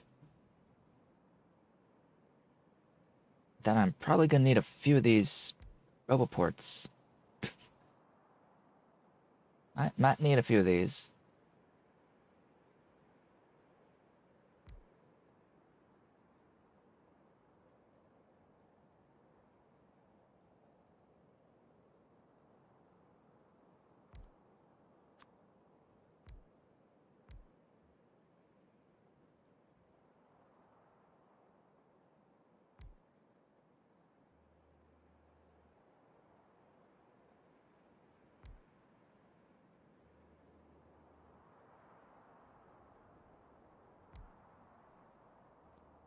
All right. Now, requests. This is where... You know what? Screw it.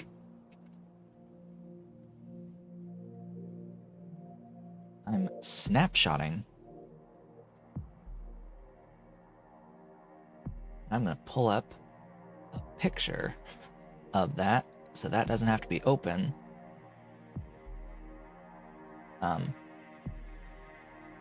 I'm sorry. Screenshot.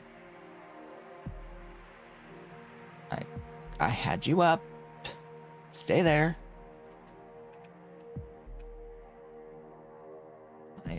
My viewer just was like, "Oh, you had a picture up? No, you don't. No, you don't. Black screen." Honey, not this one. Tholin.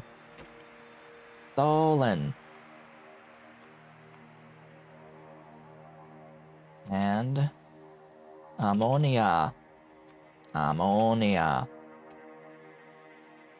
And sulfuric acid. Really? No? Oh, there you go. And acetylene. And helium. And this is the honey. Honey!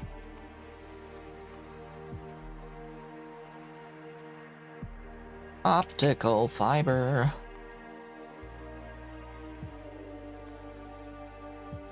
What is that? Anti-reflective? Anti-reflective glass. Oddly, that does need to have the the hyphen between the anti and reflective. Conductive sheets, because they both modify glass. What train management mod do I use? Train supply manager.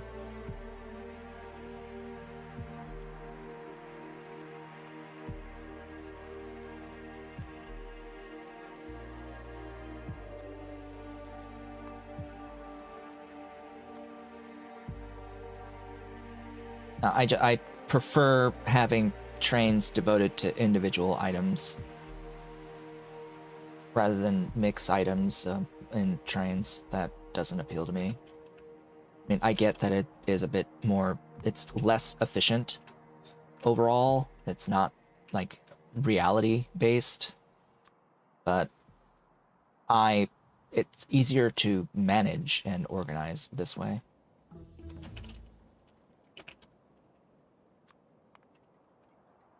If like one train only ever does one job of moving one type of item. It's a glass. That's a cladded core. Wow, cladded cores. I have to go by icons only off of this screenshot. Bragg distributors. Gallium arsenide.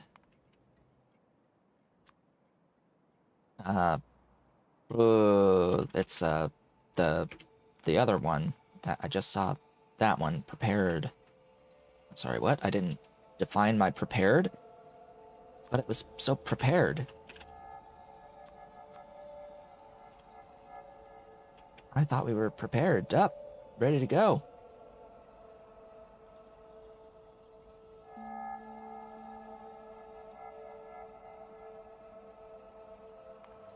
It has its limitations. I wish that list was searchable, but oh well. Acrylic again. Lots more things are needing acrylic these days. I will need to scale that soon. Carbon nano. That is not carbon nanotubes. That is laser module.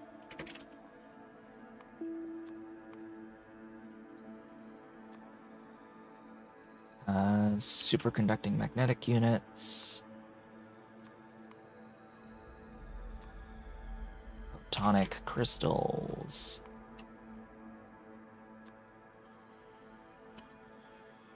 Optical sets. So we get both the optical fiber and the optical set. Titanium nitride.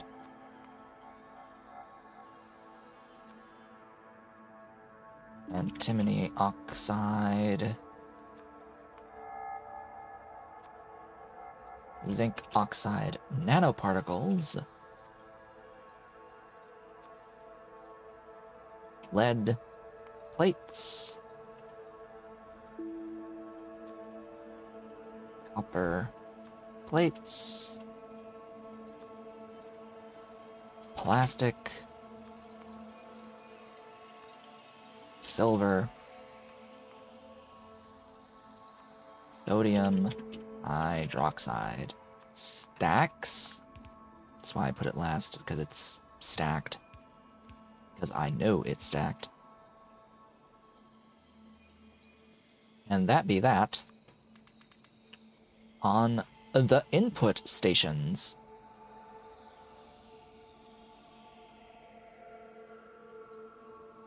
And this is the exact reason why I'm using bots going forward with, like, everything. Because, my god, having to run all of those items by belt to their destinations is not gonna happen. I refuse to run that many items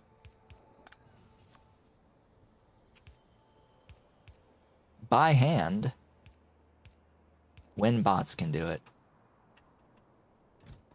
Bots can do that for me.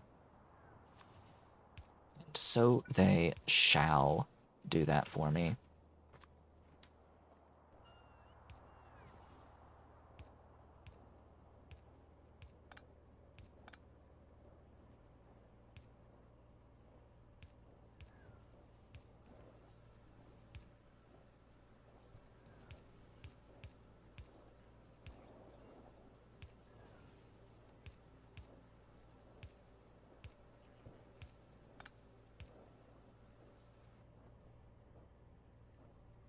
That's all the fluids run.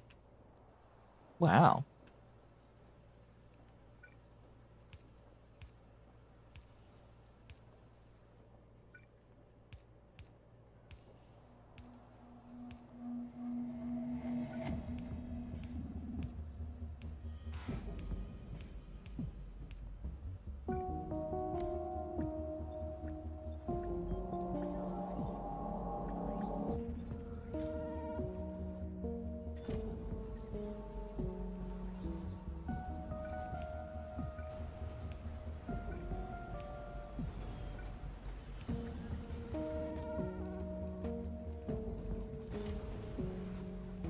Just get acrylic and we're done.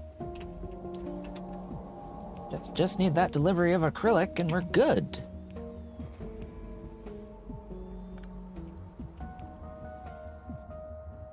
We'll have those fiber brag grating crystals, or fiber brag grating. And that'll be it. Last thing, and we'll have photonic chips. Whew.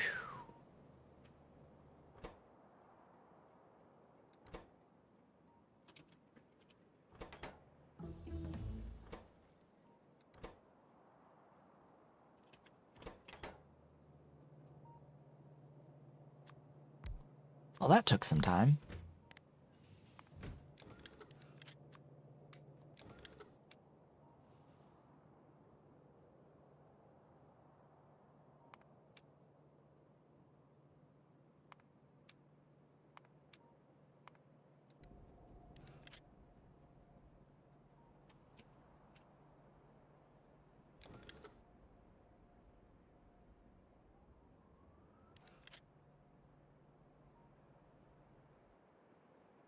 Let's have a look at acrylic.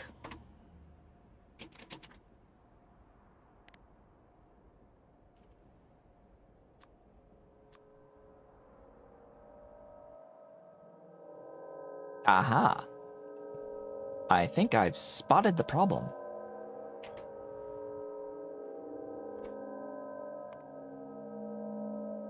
I think I see the problem.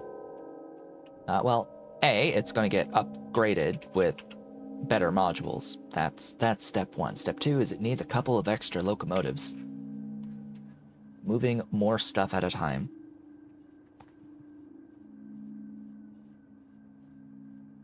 And that should solve the issues with acrylic being a limiting factor.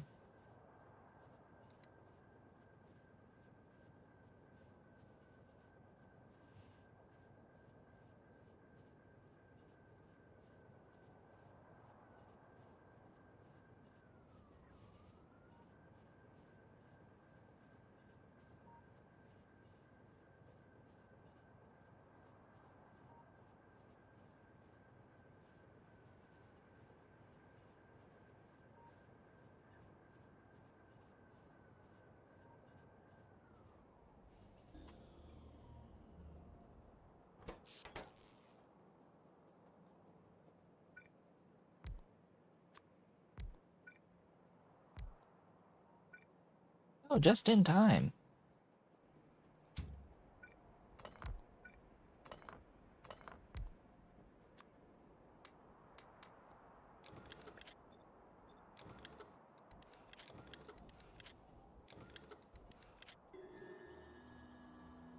Ah.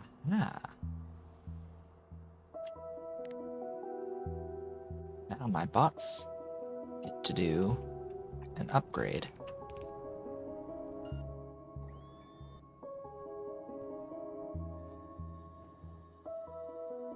Game.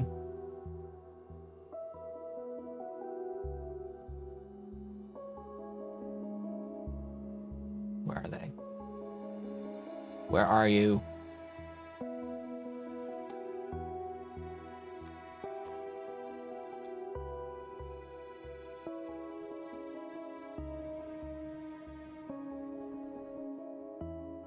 Let's try that one again.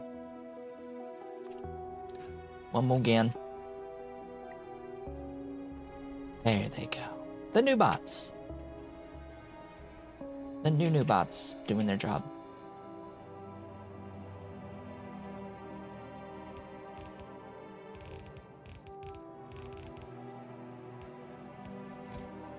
Damn.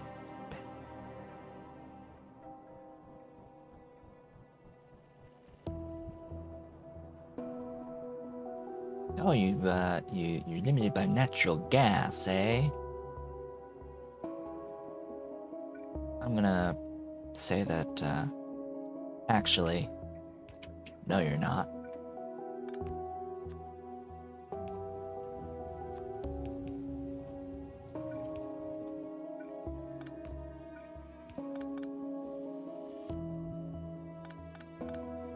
That in reality, you are absolutely not limited by natural gas throughput. That is a lie. Shall be a lie.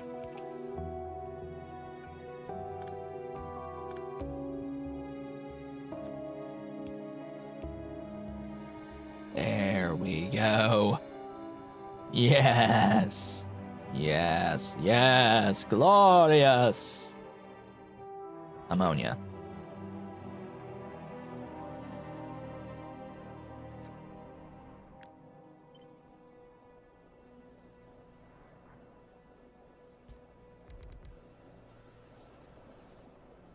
Of course it couldn't place the 5-5, the most important one. There you go. Let's upgrade those.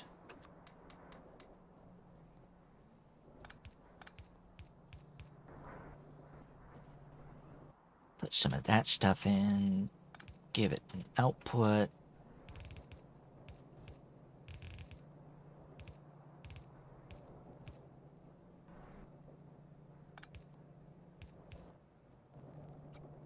And give it some more 5s.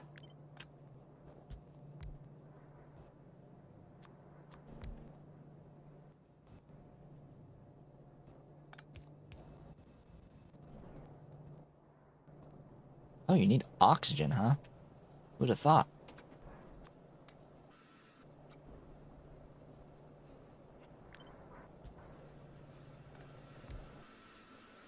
Enjoy your 5-5. Like, oh, you need more oxygen, huh? Yeah, about that, see. I don't think so.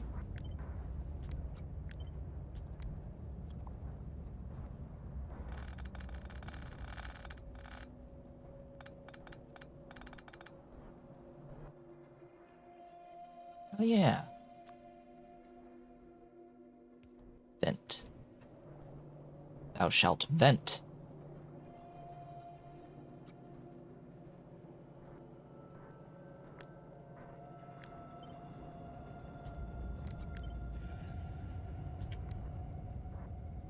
Let's see, you're up to 1,090.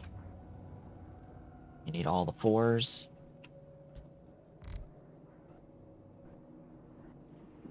And the 3s.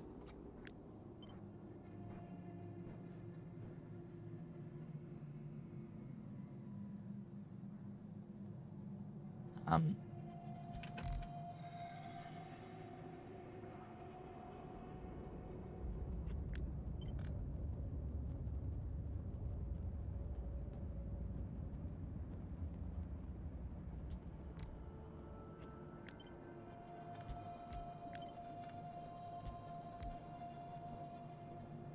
$21.40? My goodness, you're missing most of the 2s. Great job.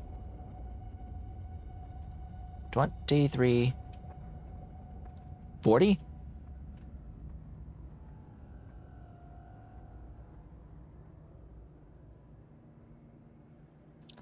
Of course you are. Of course you're missing 1-1. I could have just moved the other ones up, but nah. Glorious! Now it's just waiting for the train to deliver this stuff. Yeah. Natural gas. That's all it's limited by.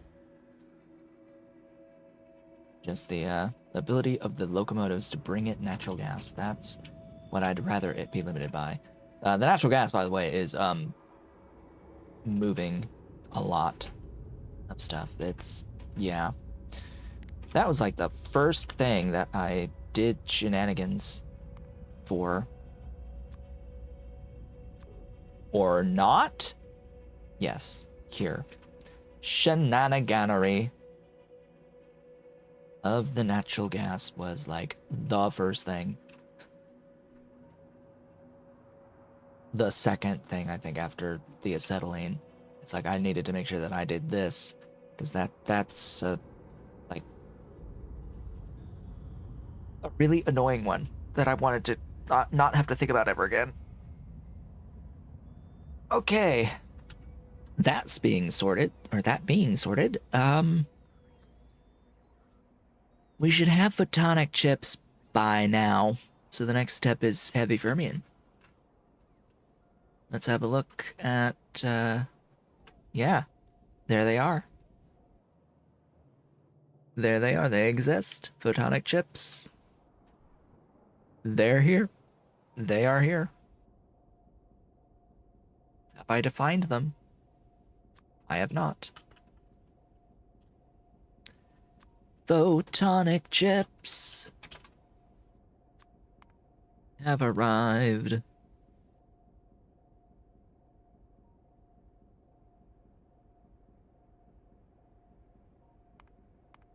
Yes, hooray! Hooray! We have the photonic chips. Good. Good. Wonderful and glorious. Now we're going to go over here.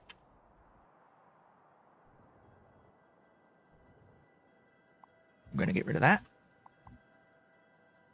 Place it with a solid. 5 of them.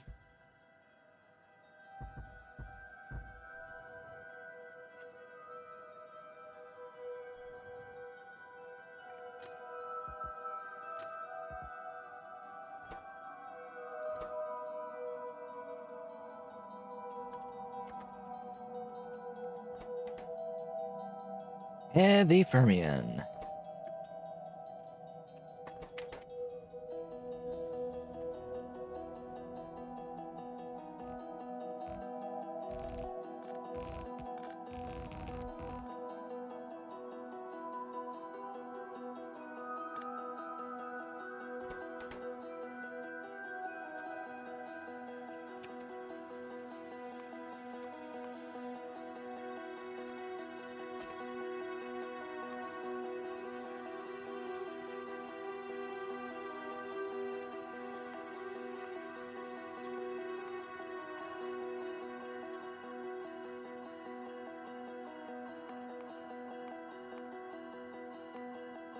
Fuel rod 1. Sand castings. We're not quite in a whole world, new world yet. Not quite there yet. This building is also smaller than the norm. I have to move that.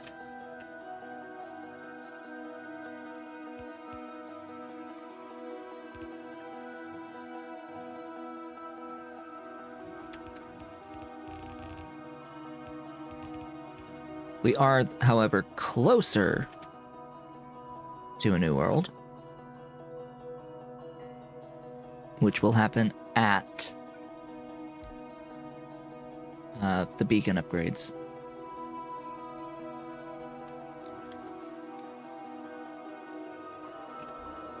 We are one step closer to beacon upgrades.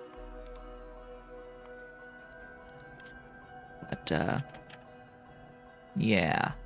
The issue there is that beacon, full-size beacon, is going to require not just intelligent units, but also, you know, some of these other things, like superconducting claw pole engines and optical parametric oscillators. Oh yes, and magnetic rings and metastable quasi-crystals. Yeah, Tower Mark IVs, which also have their own ingredients.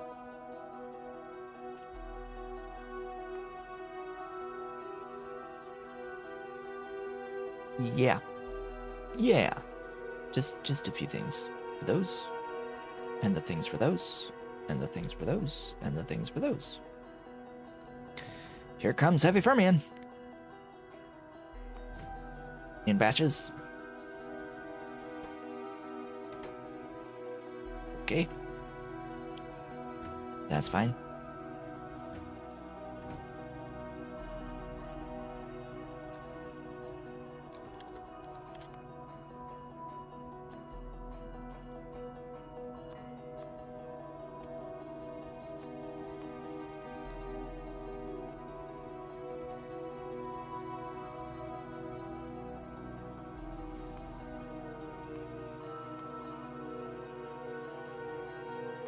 PCB4.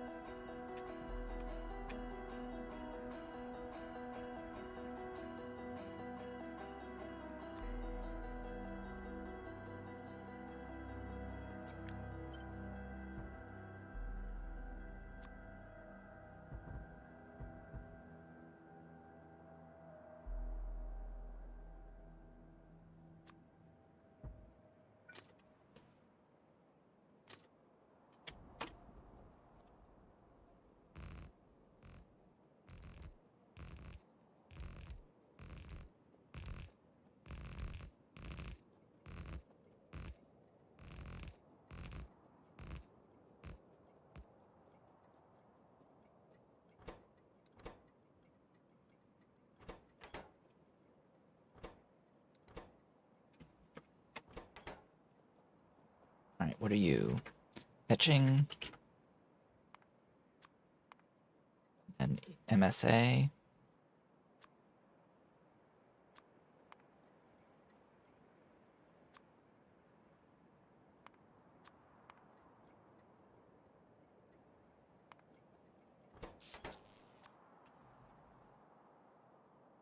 Heavy Fermion.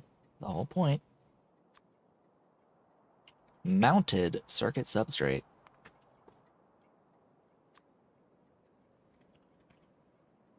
Nylon. Zinc oxide nanoparticles again. Ceramic. And oh hey, is this our first required use of bio batteries, or second? I forget, but a use for bio batteries. A use for them. They have a use. They actually have a use.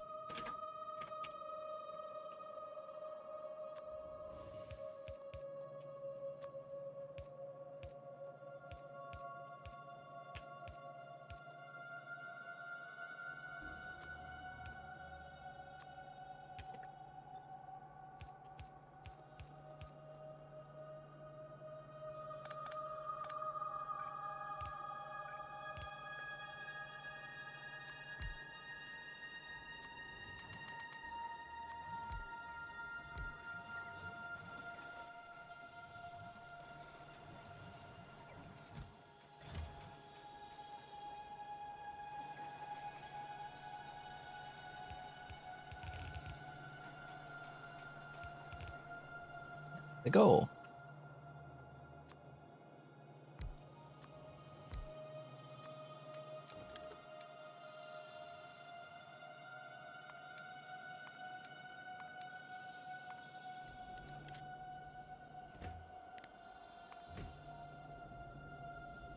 Ah, we ain't done yet. Getting a little ahead of myself.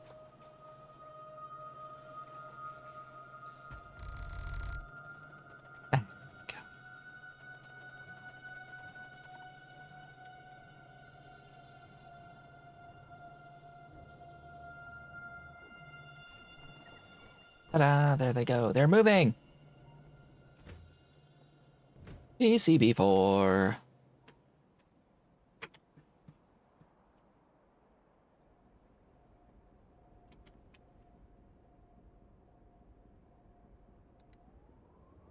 Excellent Silver Matrix is next, because I'm pretty sure I don't have it on my train network yet.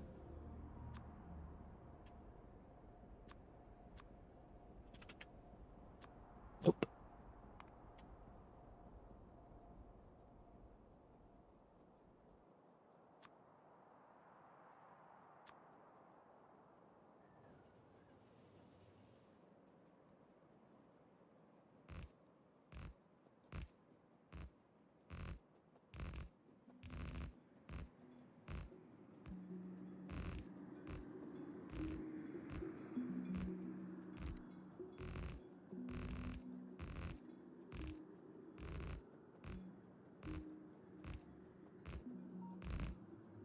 So definitely next time we will get intelligent units.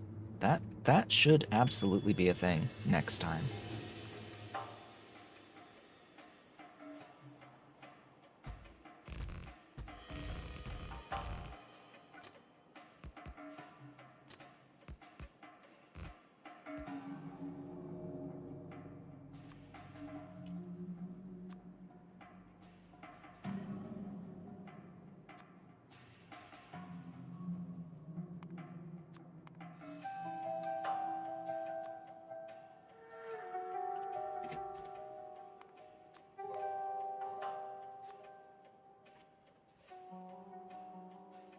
Kaito-san. Great, another thing using this. And Super Alloy.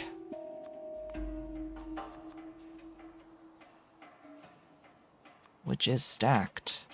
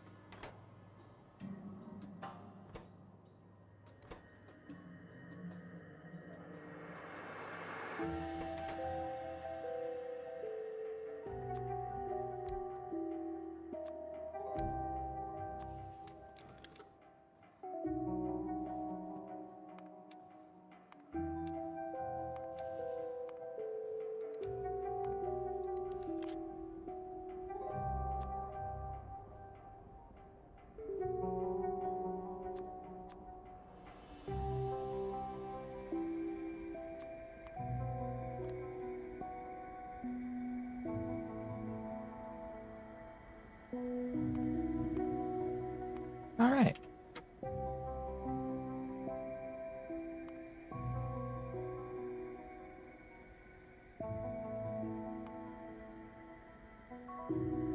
Did I ever put down a plan? No. Or at least I may have deleted it. So this will be fat bacon. Thought I had a thing called fat bacon in here, but nah. I must have gotten rid of it. So this is a planner to just show me the things that I am missing. So I'm going to need magnetic rings.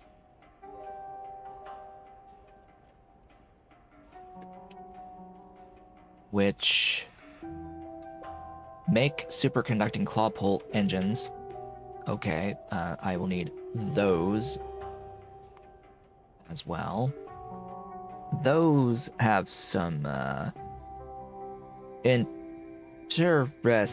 ingredients that are a lot of newness.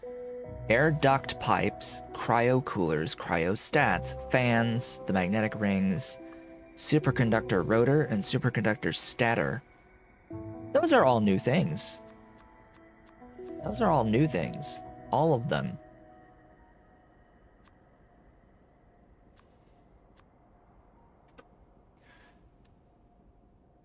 I will also not have the optical parametric oscillator.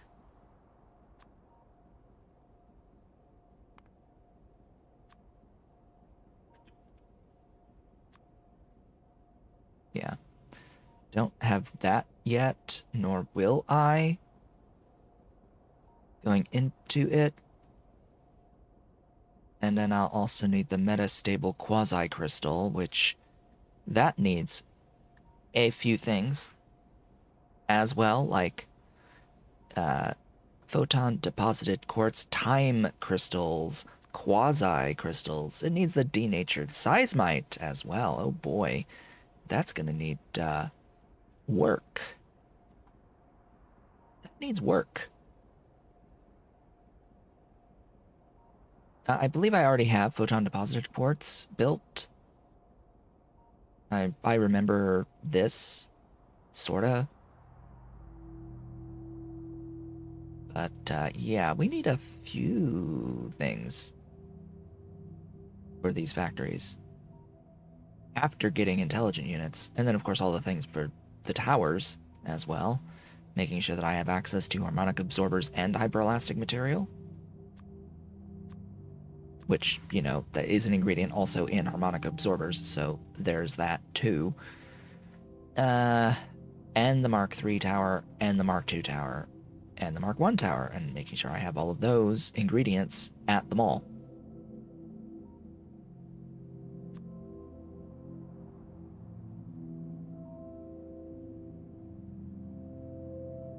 As I've mentioned, it's just a few more things.